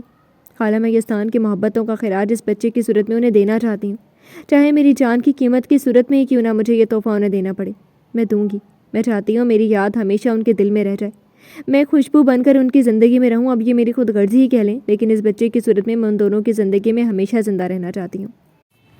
کالی آنکھیں آنے والے کل کے احساس سے رنجیدہ بھی تھی اور ان میں سے ایک خاص سی گہری چمک بھی تھی، مگر شانی بت سی بن گئی تھی۔ وہ کیا کیا سوچ کر یہ اقدام اٹھا رہی تھی۔ سمن کیا پاگل پن سوار ہے تم پر؟ ان کی کالی آنکھوں میں خوف سا اتر گیا تھا۔ یہ لڑکی اب کیا کرنا چاہتی تھی؟ سمن درد سے مسکرائی۔ خالہ، انم واپس آئے گی، ضرور آئے گی۔ کل تک مجھے علم نہیں تھا کہ وہ زندہ ہے یا مر گئی۔ میں نے انم بن کر اس کے حق کو تسلیم کر لیا، لیکن اب جب وہ زندہ ہے یہ یقین ہو گیا تو میں نے بہت سوچا۔ یہ چاہت، یہ عشق تو اس کا ہی حق تھا نا خالہ؟ درد میں ڈوبی وہ مسکراہٹ اور آنکھوں میں مچلتا سمندر۔ یہ ساتھ چھوٹ گیا تو پھر زندگی کی کیا حیثیت؟ شانی کی آنکھوں سے موتی سے ٹوٹ کر گرنے لگے۔ یہ نصیب کے چکر کبھی کبھی کتنا رلاتے ہیں۔ خالہ، میں نے انم بن کر اپنی زندگی کی ہر خواہشات میں دھنک رنگ بھر لیے اور اس نے سمن کا روپ جی کر اپنی خواہشوں کو سیاہ رنگ میں رنگ لیا۔ سمن درد سا مسکرائی۔ شاید اس طرح ہم دونوں کو یزدان کی زندگی میں آنا تھا خالہ۔ ہم دونوں نے ایک ہی انسان سے محبت کی اور ایک ہی انسان کے لیے محبت کی آزمائش دے دی۔ اب یہ میری آخری آزمائش ہے۔ اس کی مسکراہٹ سے لے کر آنکھوں کی چمک تک زخم تھی۔ کتنی تکلیفیں برداشت کرتے ہوئے وہ حوصلے سے مسکرا رہی تھی۔ ان کا دل کٹ سا گیا۔ سمیع، ایسی باتیں مت کرو۔ یزدان کی آنکھوں میں نے صرف تمہیں ہی دیکھا ہے۔ وہ صرف تمہیں چاہتا ہے، وہ صرف تمہارا ہی رہے گا، اسے مت آزماؤ۔ انہوں نے ایک بار پھر اسے سمجھانے کی کوشش کرنی چاہی۔ ان کا پہلا احساس انم تھی اور انم ہی رہے گی۔ یہ حقیقت درد بھری صحیح، مگر میں پھر بھی بہت خوش ہوں، بہت خوش۔ وہ تکلیف سے ہنسی، آنکھیں جھلمل تھیں اور لبوں پر ہنسی۔ کچھ قرض جو جان پڑتے وہ چکا دینے کے لیے قدرت نے مجھے موقع دیے۔ آپ مجھے یہ موقع دیں خالہ، ورنہ اس کی آنکھیں شانے کا دل تھم گیا۔ میں اپنے بچے کو زندہ رکھنے کے لیے سب چھوڑ کر چلی جاؤں گی خالہ، اور آپ جانتی ہیں کہ میں اپنے ارادے میں کتنی اٹل ہوں، اور اگر پھر بھی نہ جا سکے تو موت کے گلے لگا لوں گی۔ مگر وہ آگے بولتی کہ شانی نے ایک دم سے اس کے گال پر ایک تھپڑ دے مارا تھا۔ سمن تمبخود سی ہوئی شانی ایک دم سے پھٹ پڑی۔ دماغ الٹ گیا تمہارا؟ تم سب سمجھتی کیا ہو خود کو؟ جو دل کہے گا وہی کروں گی۔ اپنی خالہ اور پپا کا ذرا سا بھی احساس نہیں تم سب کو؟ شانی ایک دم سے پھٹ پڑی۔ یہ وہ غبار تھا جو انہیں اپنی بیٹیوں کی طرف سے انہیں ملا تھا۔ سمن کی آنکھوں سے آنسو بہہ نکلے۔ پہلے انوں نے ہم سب کی طلاق کیے بغیر معز کا کہا مان کر عذاب مول لے لیا، پھر دعا نے نافرمانی کی، اور اب تم آرام سے خودکشی کر کے مجھے جیتے جی مار دینا چاہتی ہو۔ سمن گال پر ہاتھ رکھے لرزتے لبوں سے انہیں دیکھ رہی تھی۔ آنکھوں سے تواتر آنسو گر رہے تھے۔ بیٹیاں دل کا سکون ہوتی ہیں، تکلیف دینے والی ہستیاں نہیں۔ تم سب کتنے دکھ دو گے؟ وہ جیسے تھک کر وہیں اس کے پاس سر تھام کر گرنے والے انداز میں بیٹھی تو سمن ان سے کس کر لپٹ گئی۔ سوری خالہ، پلیز خالہ، معاف کر دیں۔ ان سے کس کر لپٹی وہ بے تحاشا روتے ہوئے بار بار معافی مانگ رہی تھی۔ شانی نے اپنے اعصاب کو قابو میں کر کے اسے خود سے لگا لیا۔ سمن ان کے سینے سے لگ کر اپنے سارے درد بیان کرتے ہوئے آخری بار رو لینا چاہتی تھی، اور شانی چپ چاپ بس اس کی درد و تکلیف کو سنتے ہوئے خلا میں ساکت سی دیکھ رہی تھی۔ آج کچھ راز کھلے، کچھ دردناک انکشافات اور ہوئے، اور ان کی ہستی ایک بار پھر یزدان اور وجدان کے قرضوں کے آگے جھک گئی۔ اسی دم انہوں نے چند فیصلے اور کر لیے۔ چند گھنٹوں بعد جب اپنے کیبن میں آ کر بیٹھی تو بدلی ہوئی شانی تھی۔ سمن کے فیصلے کا ساتھ دینے کے لیے وہ خود کو بہت مضبوط بنا کر رہے گی۔ اپنے آفس چیئر پر بیٹھتے ہوئے انہوں نے ہاتھ میں لی ہوئی نیلے جلد والی فائل ٹیبل پر رکھی۔ یہ وہ فائل تھی جس کے بلبوتے پر وہ یزدان کا بھروسہ اپنے جھوٹ پر قائم کرے گی، مگر دل کا ایک کونا لرز سا رہا تھا۔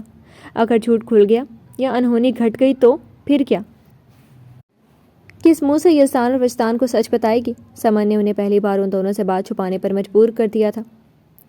شانی نے جیسے ساری سوچوں سے تھک کر پشت کرسی سے لگائی اور سر ہیڈ ریسٹ پر رکھ ٹیک کر چھت کی طرف دیکھنے لگی۔ اے خدا، جو فیصلہ میں نے کیا ہے تو مجھے کامیاب کرنا، جو اعتبار میں نے تجھ سے باندھ لیا ہے مجھے یزدان کے آگے سرخرو کر دینا۔ چھت کی طرف دیکھتی ہوئی ان کے دل سے دعا نکل کر دور آسمانوں سے ٹکرائی تھی۔ میں اندر آ سکتا ہوں؟ یزدان کی بھاری آواز سماعت سے گزری تو شانی تیزی سے کرسی پر سیدھی ہو کر بیٹھ گئی۔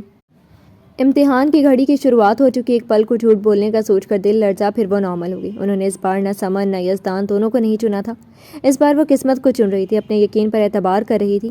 دعاؤں کے معجزے پر یقین ہمیشہ کی طرح ہر طوفان سے لڑنے کے لیے تیار تھا۔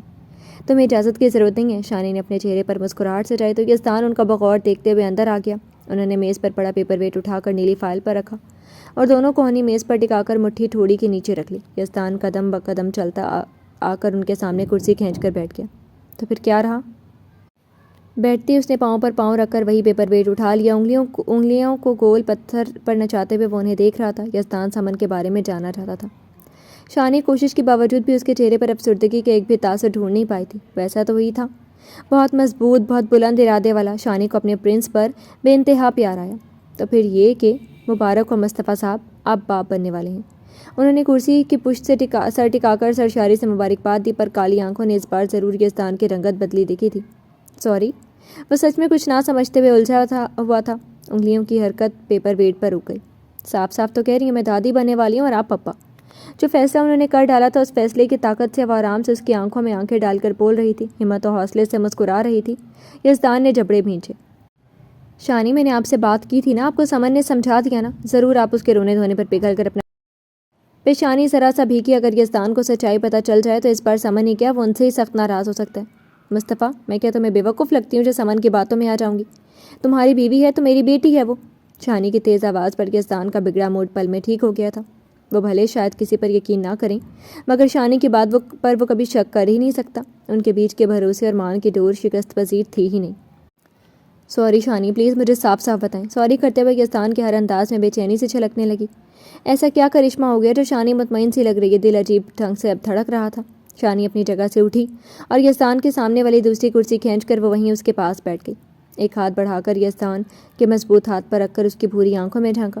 صاف صاف یہ مصطفیٰ صاحب کے سمن کی رپورٹس بہت ہی اچھی آئی ہیں، اس بار بچنے کے چانسز دگنے ہیں، اور اللہ کا کرم رہا تو انشاءاللہ بچے کے ساتھ سمن اور تم ایک لمبی عمر گزارو گے۔ اس کے ہاتھ پر رکھے ہاتھ پر شانی کی گرفت مضبوط کرتے ہوئے مضبوط آواز میں بول رہی تھی۔ یزدان اب بھی بے یقین سا تھا۔ کیا قدرت نے اسے اس آزمائش سے نکال لیا ہے؟ کیا وہ اپنی خوش نصیبی پر یقین کر لیں؟ شانی کی ایسا اتنی جلدی ممکن ہے؟ وہ الجھ سا رہا تھا جو اس کی آنکھوں سے لے کر چہرے تک پر ظاہر ہو رہی تھی۔ دل خوش بھی تھا اور بے یقین بھی۔ شانی کی جگہ کوئی اور ڈاکٹر یہی بات کرتی تو وہ کبھی یقین نہیں کرتا، مگر یہ اس کی شانی کی بات تھی۔ مصطفیٰ، کچھ کہنے سننے سے پہلے کی رپورٹ دیکھ لو۔ انہوں نے اس کے ہاتھ سے ہاتھ ہٹا کر پہلے گال تھپکا، پھر میز سے وہی نیلی جلد والی فائل اٹھا کر اس کے گود میں رکھی۔ یہ گواہی نامہ تھا ان دونوں کے بیچ کے بھروسے میں پہلے جھوٹ کی بنیاد کا۔ شانی کا دل کچوکے لگا رہا تھا، پر ارادے نے بڑھ کر سنبھالا ہوا تھا۔ یزدان نے تیزی سے فائل اٹھائی اور کھولتے ہی اس نے صفحے پر نگاہ دوڑائی۔ شانی کی زبان کی ترجمان تھی یہ رپورٹس اتنی اچھی تھی کہ سمن کے بچنے کے چانسز دگنے تھے۔ زخموں میں بھی تیزی سے امپروومنٹ ہو چکی تھی، بچے کی پروگریس بھی بہتر، سب کچھ تسلی بخش تھا۔ پر شانی اتنی جلدی یہ کیسے ممکن ہے؟ وہ سمجھ نہیں پا رہا تھا اپنی خوشی کا اظہار کرے یا پھر بے یقین رہے۔ شانی نے اس کا ہاتھ تھاما۔ کیوں نہیں ممکن ہے؟ کیا تمہیں اللہ کے رحم و کرم پر یقین نہیں؟ اور پھر گائنی میں ہوں یا تم؟ اور سب سے بڑھ کر میں نے تم سے کبھی جھوٹ بولا ہے؟ میں کہہ رہی ہوں نا مصطفیٰ، تم سمن کو مجھے سونپ دو، انشاءاللہ تمہارا بچہ تمہاری بیوی سمیت تمہیں صحیح سلامت سونپوں گی۔ یزدان کے ہاتھوں کو اپنے گالوں سے لگا کر ان کے مامتا بھری نگاہوں میں بس اس کے لیے خوشی تھی۔ شانی پڑھتے جذبات سے پہلی بار بھوری آنکھوں میں نمی سی تیری تھی۔ وہ کس طرح سے اپنے جذبات بیان کرے؟ اپنے بچے کو مار دینا خود اس کے لیے عذاب تھا۔ باپ بننے کی خوشی کو دفن کر دیا گیا تھا، مگر اب جو امید کی کرنوں نے دامن تھام لیا، پتھر بھی پانی سا ہوا تھا۔ پرنس، شانی نے ان بھوری آنکھوں کو پہلی بار پگھل کر پانی بنتے دیکھا تو وہ ایک دم سے اس کا چہرہ تھام گئی، تو یزدان نے بھیگی آنکھوں سمیت ہنس کر انہیں اپنے سے لگا لیا۔ یا اللہ، میرے پرنس کو اب کوئی دکھ نہ دینا۔ اس کے سینے سے لگی شانی نے دل ہی دل میں دعا مانگی۔ سمن سے اب میں کیا کہوں؟ اب جو دل مطمئن ہو گیا تو اس نے انہیں شانی سے تھام کر پوچھا۔ شانی نے مسکرا کر اس کے گال پر چپت لگائی۔ کہہ دینا شانی کی بات مان کر بچے کے لیے ٹائم نکال ہی لوں گا۔ ان کی بات پر وہ بے ساختہ ہنسا تھا۔ شانی نے اس کی خوشیوں سے چمک گئے چہرے پر سے اپنی ہی نظر لگ جانے کے ڈر سے فوری نگاہیں ہٹا لی۔ ماں تھی تو دل ڈرتا تھا کہیں ان کی نظر نہ لگ جائے۔ سمن کی ڈیلیوری انشاءاللہ ایک دم نارمل ہوگی۔ ہاں تھوڑی بہت دقت ہو سکتی ہے، مگر میں سب سنبھال لوں گی، بس کچھ احتیاط تمہیں کرنی ہوگی۔ وہ اب اس کے سامنے سے وہ فائل دور کھسکاتے ہوئے اسے سمن کے بارے میں سمجھا رہی تھی۔ اوکے میں سمجھ گیا، مطمئن رہیں، بس اپنی بھانجی کو سمجھائیں زیادہ اچھل کود نہ مچایا کرے۔ شانی نے گردن موڑ کر اسے دیکھا، پھر ہولے سے ہنس دی۔ یزدان بھی ہنسا، پھر ایک دم سے سنجیدہ ہوا۔ شانی، میں اریبہ کے بارے میں بھی آپ سے بات کرنا چاہتا ہوں۔ شانی نے گہری سانسیں بھر کر پھر اس کی طرف گھوم کر وہ دھیان سے یزدان کی باتیں سننے لگی۔ ان کی آوازیں سرگوشی میں ڈھل گئی تھی۔ شام کے دھندلے سائے آسمان کی آبی رنگ میں بینگنی رنگ گھولنے لگا تھا۔ جب وہ ہاسپٹل کا راؤنڈ لگا کر ہی اپنے کیبن میں آیا تھا، اندر آتے ہی یزدان ایک لمحے کو ٹھٹکا، پھر اس کے لبوں پر ایک آسودہ مسکراہٹ آ گئی تھی۔ ہر دکھ، درد، ٹینشن کے بعد ایک مطمئن مسکراہٹ۔ پورے دن کے تھکا دینے والی بھاگ دوڑ اور مشکلوں کے بعد پہلی بار اس کے دل میں اس بار سمن کو دیکھ کر دوہری خوشی محسوس ہوئی تھی۔ ہر پریشانی کے ہونے کے باوجود بھی باپ بننے کی خوشی کا احساس کتنا خوشگوار تھا۔ یزدان پہلی بار اپنے احساسات کو کوئی نام نہیں دے پا رہا تھا۔ یہ کیسی ترنگیں تھیں جو سمن کو دیکھتے ہوئے اب اس کے دل سے اٹھ کر سارے وجود میں سرشاری سی پھیلا رہی تھی۔ لبوں پر مسکراہٹ اور آنکھوں میں جگمگاتی کرنیں لیے وہ ایک ایک قدم طے کرتے ہوئے ادھر چلا آیا جدھر وہ صوفے پر بے خبر سوئی ہوئی تھی، ایک ہاتھ کی مٹھی بنا کر گال کے نیچے رکھے، دونوں پاؤں سکیڑے، دوپٹہ صوفے کے نیچے لٹک کر فرش کو چھو رہا تھا۔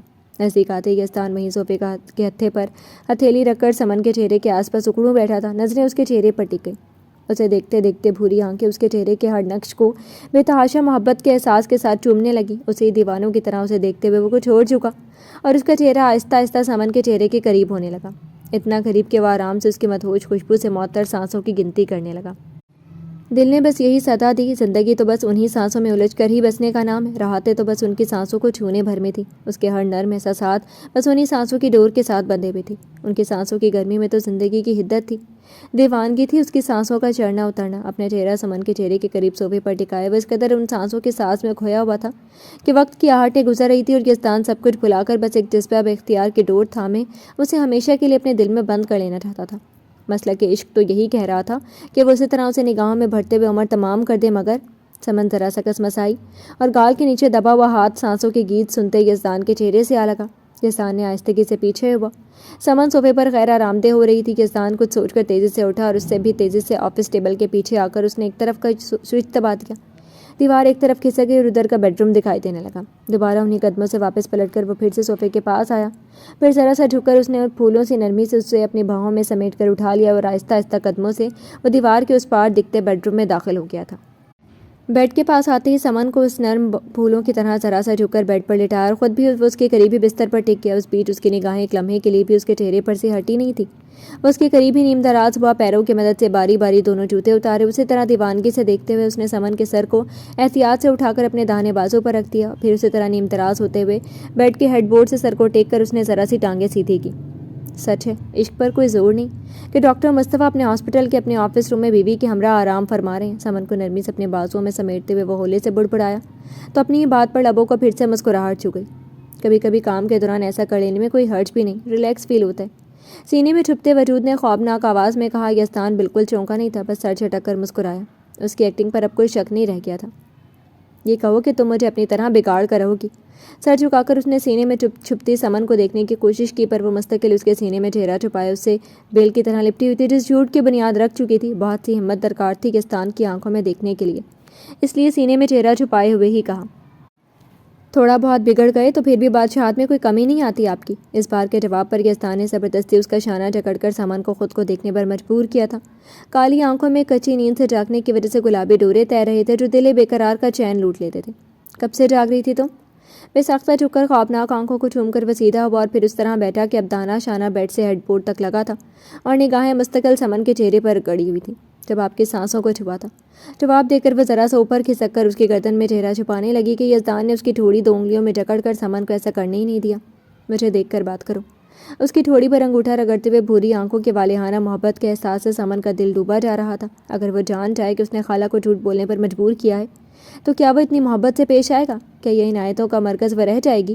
سمن کو گھبراہٹ سی ہوئی تو مجھے نیند آ رہی ہے. ایک بازو اٹھا کر یزدان کی گردن میں ڈال کر پھر سے سینے میں چھپ جانا چاہا کہ اس بار یزدان نے نرمی سے اسے تکیے پر لٹا دی اور اسے تکیے پر کوہنی ٹیک کر وہ اس کے چہرے پر جھکا. میں دیکھنا چاہتا ہوں، میں اگر اب اس خوشی کے دینے کے اعجاز میں تم پر اپنی محبت لٹاؤں تو تمہارے چہرے پر کون سے رنگ بکھریں گے. سمن کی آنکھوں میں دیکھتے ہوئے بھوری آنکھوں کی جوت ہی نرالی تھی، پر سمن کو اس محبت کے سمندر سے خوف سا آنے لگا تھا. وہ اس قدر اسے کیوں چاہتا ہے؟ پہلی بار دل کہا اس سے کہہ دے کہ اسے اتنی محبت نہ دے کہ زندگی سے سانسوں کا رشتہ توڑنا مشکل ہو جائے. یزدان. ایک ہاتھ اٹھا کر اس نے یزدان کے چہرے پر رکھ دیا. اس کے لیے تو ہی وہ ہر تکلیف سہنے کے لیے تیار تھی. شاید یہ سانسیں اسے بھول جائیں مگر روح کا رشتہ کبھی اس سے نہیں چھوٹے گا. جانے یزدان. پڑھتے محبت سے اس نے سمن کا وہی ہاتھ اپنے ہاتھ میں لے کر بے تحاشا لبوں سے لگایا تھا. سمن نے کس کر آنکھیں بند کر لی. بہت چاہا خود پر قابو پالے مگر دل بھر آیا اور جیسے ہی پلکوں کے کناروں سے آنسو ٹوٹ کر گرے یزدان کی نگاہیں ان موتیوں پر گئیں. وہ بے چین ہو گیا. نرمی سے اس کی باہوں میں لیے اٹھ کر بیٹھ گیا. سمن کس کر آنکھیں بند کیے سینے میں اتر گئے درد پر قابو پانے کی کوشش کر رہی تھی. سمی. یزدان نے اسے کاندھے سے تھاما. مجھ سے کہو سمی، تمہیں جو کوئی بھی تکلیف ہے، جو بھی تمہارے دل میں ہے، میں وعدہ کرتا ہوں میں تمہیں کچھ نہیں کہوں گا. تمہارا ہر دکھ چن لوں گا. کاندھے کو تھامے ہوئے ہاتھ سرسرا کر سمن کے چہرے کو ہتھیلیوں کے پیالے میں بھر چکے تھے. ہم ساتھی ہیں سمن، ایک دوسرے کے دکھ سکھ کے ساتھی، ایک دوسرے کے ہمراز، بس ایک دوسرے کی. سمن نے آہستہ آہستہ پلکیں اٹھا کر آنسو بھری آنکھوں سے اس کی طرف دیکھا. یزدان کے چہرے پر ایسی نرمی چھائی تھی جو آج تک کبھی اس کے چہرے پر نظر نہیں آئی تھی. بھوری آنکھوں میں عشق کا جنون نہیں، محبت کی ملائمت تھی. سمن کے آنسو تھمنے لگے. درد دل کا مداوا وہ آنکھیں بننے لگی. کل رات تم نے کہا تھا نا کہ اب ہمارے درمیان بس سچ ہی رہے گا نا. So tell me. میں ہر سچ سننے کے لیے تیار ہوں. کہو تم نے مجھ سے اب کچھ چھپایا نہیں ہے. میں آج ہر خطا معاف کر جاؤں گا. یزدان نے اس کے چہرے کو اپنے ہاتھوں میں بھر کر یقین دلا رہا تھا۔ سمن جانتی بھی تھی کہ اگر وہ سچ بتا دے تو وہ ناراض ہرگز نہیں ہوگا، مگر ناممکن ہے کہ وہ اس کی ضد بھی مان لے۔ ایک بچے کے لیے وہ ہرگز سمن کی زندگی سے نہیں کھیلے گا۔ سمن کچھ دیر بس بھوری آنکھوں میں ٹکٹکی باندھے دیکھتی رہی تو یزدان نے چہرہ بڑھا کر سبھی پیشانی پر اپنے لب ٹیک دیے۔ سمن کا دل محبت کی طمانینت سے شرابور تھا، پیار کی برسات سے دل کی سرزمین پر پھوار سی برسنے لگی۔ اے دل بس سنبھل جا، ان راہوں کے ساری عذاب گزر اس وہ اکیلے ہی سہنی ہے، لیکن وہ اپنے یزدان کو اب کوئی تکلیف نہیں دے گی جب تک توانائی ہے، سانسیں ساتھ ہیں، وہ اپنے وجود سے اس کی زندگی روشن ہی کرتی رہے گی، یہ خوشی اسے دے کر رہے گی۔ سمن کا مقصد بس یہی تھا۔ یزدان نے چہرہ اٹھا کر ایک بار پھر کالی آنکھوں میں جھانکا جہاں آنسوؤں کو محبت نے خشک کر دیا تھا۔ اب بولو کیا بات ہے؟ وہ محبتوں کا شجر تھا یار مہربان۔ سمن بھیگی پلکوں سمیت مسکرائی۔ وعدہ کریں مانیں گے نا؟ اسی طرح مسکراتے ہوئے کالی آنکھوں میں گلابی پن کے ساتھ پیار کا جہان بھی آباد تھا۔ آزما لو جان، دو انگلیوں سے گلابی لبوں پر ٹکی مسکراہٹ کو چھو کر وہ مسکرایا۔ وہ عاشق تھا اس کے لبوں کی ہر مسکراہٹ کا، ہر حرکت کا۔ سمن نے اس کی انگلی اپنی مٹھی میں جکڑی اور تو پھر مجھے چپکے سے گول گپے کھلا دیں۔ خالہ نے یہ بڑا سا ڈائٹ چارٹ تیار کر لیا، لیکن اس میں گول گپے کہیں نہیں، ساری مرچوں والی چیزیں بھی منع کرتی ہیں۔ وہ جو گلابی لبوں نے بنتے بگڑتے پہ اپنی بات مکمل کی۔ یزدان کچھ دیر بس اسے حیرانی سے دیکھتا رہا تھا، پھر استغفر اللہ منہ سے نکلا تھا اور اس نے ایک دم سے سر جھٹکا۔ کبھی نہیں سدھرے گی یہ لڑکی۔ استغفر اللہ نہیں، گول گپے چاہیے۔ شرارت سے آنکھیں مٹکا کر اس نے یزدان کی ناک چٹکی میں دبا کر ہلائی۔ وہ لب بھینچے کچھ دیر اسے گھورتا رہا تھا، پھر ایک دم سے ہنسا۔ سمن تو اسے ہنستے دیکھ کر ہر درد و تکلیف کو بھول گئی تھی۔ زندگی رہے یا نہ رہے، وہ ہر لمحہ ہر پل اپنے ساحر کے ساتھ جی لینا چاہتی تھی۔ اس پل تو وہ بس اس کا تھا، صرف اس کا۔ آنے والے کل میں جو بھی ہو، یزدان کی ہمراہی میں وہ زندگی کو بھرپور طریقے سے یہ ہنسنے کی بات نہیں، چلیں وعدہ پورا کریں اپنا، کھلائیں مجھے گول گپے۔ ولف نے وعدہ کیا۔ ہولے ہولے ہنستے ہوئے یزدان کی شرٹ دبوچ کر اس نے جو آنکھیں دکھاتے ہوئے اپنی ایک ہتھیلی پھیلائی تو یزدان نے سنجیدہ ہو کر پتلیاں سکیڑیں۔ ملکہ کے ہر جرت پر ہزار سلام دل کرتا تھا۔ مرچوں والے گول گپے نہ کھلا دوں؟ شرٹ کو دبوچے ہوئے مٹھی پر وہ دونوں ہاتھ رکھ کر گھورتے ہوئے بھوری آنکھیں جگمگا سی رہی تھی۔ اور میں نے بدلے میں آپ کو کاٹ کھانے؟ سمن نے شرارت سے اچک کر اس کی گردن پر سچ مچ کے دانت کاڑے تھے۔ اف! سمن کی گردن کی پشت کس کر اس نے اس کا چہرہ اپنی گردن سے جدا کیا اور پھر مسکراہٹ دباتی سمن کو گھورا۔ ساری ہمت تو تھی ہی، اب کاٹ کھانا شروع بھی ہو گئی ہو تم؟ اسی لیے کہتا تھا بلی کے ساتھ مت رہا کرو، ساری صرف تمہاری اوزی کی تم میں آئی جا رہی ہے۔ ایک ہاتھ سے سمن کی گردن کی پشت جکڑے اس نے دوسرے ہاتھ سے وہیں جگہ سے گردن چھوئی جس طرح اس نے دانت کاڑے تھے۔ ملکہ کی جرت پر ایک سرور کی کیفیت پیدا ہو رہی تھی۔ یہ ولف کی ملکہ کی طرف سے ولف صاحب کی سزا۔ بہت ستایا انہوں نے اپنی ملکہ کو، مجھے بھی ناراضگی والا تھوڑا حق تو جتانے تھے۔ دونوں ہاتھ اس کے کاندھے پر رکھ کر اس نے انگلیوں کو آپس میں پھنسا لیا۔ یہ انداز دلربائی اور یہ دلکشی بھرے ناز و انداز یزدان کا دل سرے خم کر گیا۔ بھوری آنکھیں مسکرا اٹھیں۔ اس نے اپنے دونوں ہاتھ اس کی کمر کے ارد گرد سرسرائے۔ میری سزاؤں کے لیے احتیاط لگی ہے، مگر ان بولتے بگڑتے قاتل لبوں کو کوئی احتیاط نہیں چھو سکتی۔ اس کی بھوری آنکھوں میں جب ولف سے چمک ابھری، سمن نے فوری پیچھے ہو جانا چاہا، مگر اب ولف کے شکنجے سے رہائی کہاں ممکن تھی۔ سمن کی کمر سے ہاتھ سرسرا کر پشت کو کستے ہوئے اس نے گلابی لبوں کو دبوچ کر سزاؤں کے لیے منتخب کر لیا۔ سانسوں سے سانسوں کی ڈور بندی اور پیار کا طوفان لبوں سے بیان کرتے ہوئے ایک دوسرے کی دھڑکنوں کا ساز سے وہ ایک بار پھر عہد عشق کی داستان بیان کر رہے تھے۔ لمحے دبے قدموں سے گزر رہے تھے۔ جب یزدان نے اسے نئی سانسیں دے کر لبوں کو رہائی دی تھی، سمن نے اس کے بالوں میں انگلیاں پھنساتے ہوئے ہی آہستہ آہستہ پلکوں کی چلمن کھولی۔ وہ حق جتائے تو کیسے ممکن نہیں تھا اس کے چہرے پر بہاروں سے دل فریبی نہ کھل جائے، وہ پھولوں کی طرح مہک نہ جائے۔ جب تک مرچیں بند ہیں، میرے ہونٹ کے تیکھے پن سے کام چلا لے ملکہ، پھر سارا معاملہ سنبھل جانے دے، گن گن کر بدلے اتاروں گا۔ اس کے بھیگے لبوں کو چٹکی میں بھر کر ایک بار پھر اس کی سرخی پر لب رکھے تو سمن نے اس کی شرٹ کے کالر کو گردن کے پشت سے مٹھی میں جکڑ کر کھینچا۔ یزدان نے فوراً دونوں بھمیں سمیٹ کر گھورا۔ میں مان لوں گی اپنی ساری خطا، جو چاہے سزا بھی دے دیجیے گا، لیکن پلیز گول گپے کھلا دینا۔ مسکراہٹ دباتے ہوئے وہ اپنی ہر بات منوانے کے لیے اسے تنگ بھی کر رہی تھی۔ یزدان نے تعصب سے سر جھٹکا اور کمر سے ہاتھ ہٹا کر ذرا سا پیچھے ہو گیا۔ میرے پیار کا ناجائز فائدہ اٹھانے کی ضرورت نہیں ہے، انکار کرتے ہوئے وہ دوسری طرف سے بہت تیزی سے بیڈ سے اتر گیا۔ یزدان بستر پر آلتی پالتی مار کر بیٹھتے ہوئے وہ ٹھنکی تھی۔ No way, don't tease me, now get up. سختی سے انکار کر کے اس نے ایک ہاتھ بڑھا کر اسے نرمی سے اٹھانا چاہا تو سمن نے اپنے ہاتھ گود میں سمیٹ لیے۔ میں نے آپ کی ناک کھا جانی ہے۔ سمن نے بہت ہی خفگی سے دیکھتے ہوئے منہ پھلا لیا۔ قبول ہے، اپنی پریگننسی کے دوران تو مجھے ہی کھا لینا، آرام سے کہہ کر اس نے سمن کو بیڈ سے اتارنے کے لیے دونوں پہلوؤں پر ہاتھ رکھا ہی تاکہ وہ خود ہی گھٹنوں پر ہوئی اور ایسے ہی چلتے ہوئے بیڈ کے کنارے پر آ کر اس کے مقابل میں ہو گئی۔ سچی یزدان، مجھے آپ کو کاٹنے کا دل کہہ رہے، اتنے کیوٹ کیوٹ کیوں مجھے لگ رہے ہیں۔ یزدان کے دونوں گال چٹکی میں بھر کر وہ سچ مچ کا بے تحاشا امڑتا پیار اس پر انڈیل دیتی کہ بس بس، میں سمجھ گیا تمہیں مجھ پر کتنا پیار آ رہا ہے، لیکن گول گپے ہرگز نہیں ملنے والے۔ میں سب سمجھ رہا تھا یہ پیار کس لیے جتایا جا رہا ہے۔ انکار کر کے نرمی سے اپنے گال چٹکی سے چھڑا لیے۔ پلیز بس ایک بار، ایک انگلی دکھا کر اس نے منت کی، مگر جو بات ماننی نہیں تھی وہ کسی بھی حربے سے نہیں مان سکتا تھا۔ آدھی بار بھی نہیں. مجھ سے کیا؟ تم کسی سے بھی یہ امید مت لگانا کہ کوئی تمہاری یہ خواہش پوری کرے گا. بس ہیلدی فوڈ لو اور آرام کرو. کوئی الٹی سیدھی حرکت نہیں. Got it? اپنی مخصوص سنجیدگی سے کہتے ہوئے اس نے اس بار سختی دکھائی تو سمن نے جل تپ کر منہ بنا لیا. Got it? جل کر نقل اتاری تو سمی. یزدان نے آنکھیں دکھائیں. آپ بہت ظالم ہیں.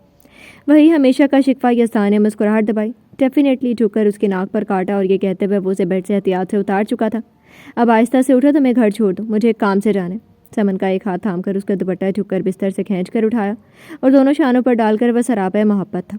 اتنا خیال نہ رکھے. بس گول گپے کھلا دیں. وہ اس کے بال پیشانی سے سنوارنے لگا کہ سمن نے اس کا ہاتھ تھام کر پھر وہی فرمائش کر دی. یزدان نے بس گہری سانس بھری. ایپل جوس منگواتا ہوں. بس اتنا کہہ کر اس نے موبائل چین سے نکالا تاکہ شاکر کالنگ ہونے لگی. وہ ادھر آ ہی چکا تھا. مجھے ایپل جوس نہیں پینا. سمن نے برا سا منہ بنا کر اس کا ایک بازو کھینچا. چپ چاپ سے پی لینا بول کر اس نے کال پک کر کے موبائل کان سے لگا لیا. ایک ہاتھ سے سمن کو اپنے گھیرے میں لے لیا. میں نہیں پی رہی. وہ بولی تو یزدان نے بس آنکھیں دکھا کر کال پر موجود شاکر سے کہا آ جاؤ میں تیار ہوں. اتنا کہہ کر اس نے موبائل دوبارہ جیب کے حوالے کر دیا. ایپل جوس نہیں پینا. اب زہر لگتا ہے مجھے. وہ بازوں کی گھیرے میں کھڑی اب بھی اسی ایپل جوس پر اٹکی ہوئی تھی. ابھی وہ کچھ کہتا کہ دیوار کی کھسکنے کی آواز ہوئی تو وہ سمن کے بازو کے گرد سے اپنے بازو ہٹا کر مڑا. شاکر ہیلمٹ سر سے اتارتے ہوئے کیبن میں آ رہا تھا. چہرے پر اب سنجیدگی تھی. آ گیا اب کام کاج پر. سمن اسے دیکھتی ہی چہکی تو شاکر کی سنجیدہ چہرے پر ایک پل کو مسکراہٹ ابھری تھی. کوئی جواب دیے بغیر بس سر کو خم دیا اور یزدان کی طرف دیکھا. باس آپ کو ایک خبر دینی تھی. آواز دھیمی بھی تھی اور سرد سے بھی. کون سی خبر؟ اس نے بولتے ہوئے سمن کا بازو تھام کر اسے اپنی چیئر پر بیٹھا بھی دیا اور چند قدم کا فاصلہ طے کر کے شاکر کے سامنے آ کھڑا ہوا. باس اجلال خانزادہ ادھر آ رہے ہیں. آواز سرگوشی میں ڈھلی اور یزدان نے بس اتنا سن کر سمن کی طرف دیکھا. پھر تیزی سے وہ اسی بیڈ روم میں پھر سے داخل ہوا تھا. ایک ہی منٹ میں سارے سسٹم آن کر کے وہ CCTVs کی سارے کیمرے سے اسکرین پر فوٹیج دیکھ رہا تھا. ہسپتال کی پارکنگ میں اجلال خانزادہ کی کار اپنے تمام تر محافظ کاروں کے ساتھ داخل ہو رہی تھی. جی تو فرینڈس کیسی لگی آپ کو آج کے ایپیسوڈ؟ کمنٹ سیکشن میں ضرور بتائیے گا. پھر حاضر ہوں گے ناول کے نیکسٹ ایپیسوڈ کے ساتھ. تب تک کے لیے اجازت دیجیے. شکریہ. اللہ حافظ.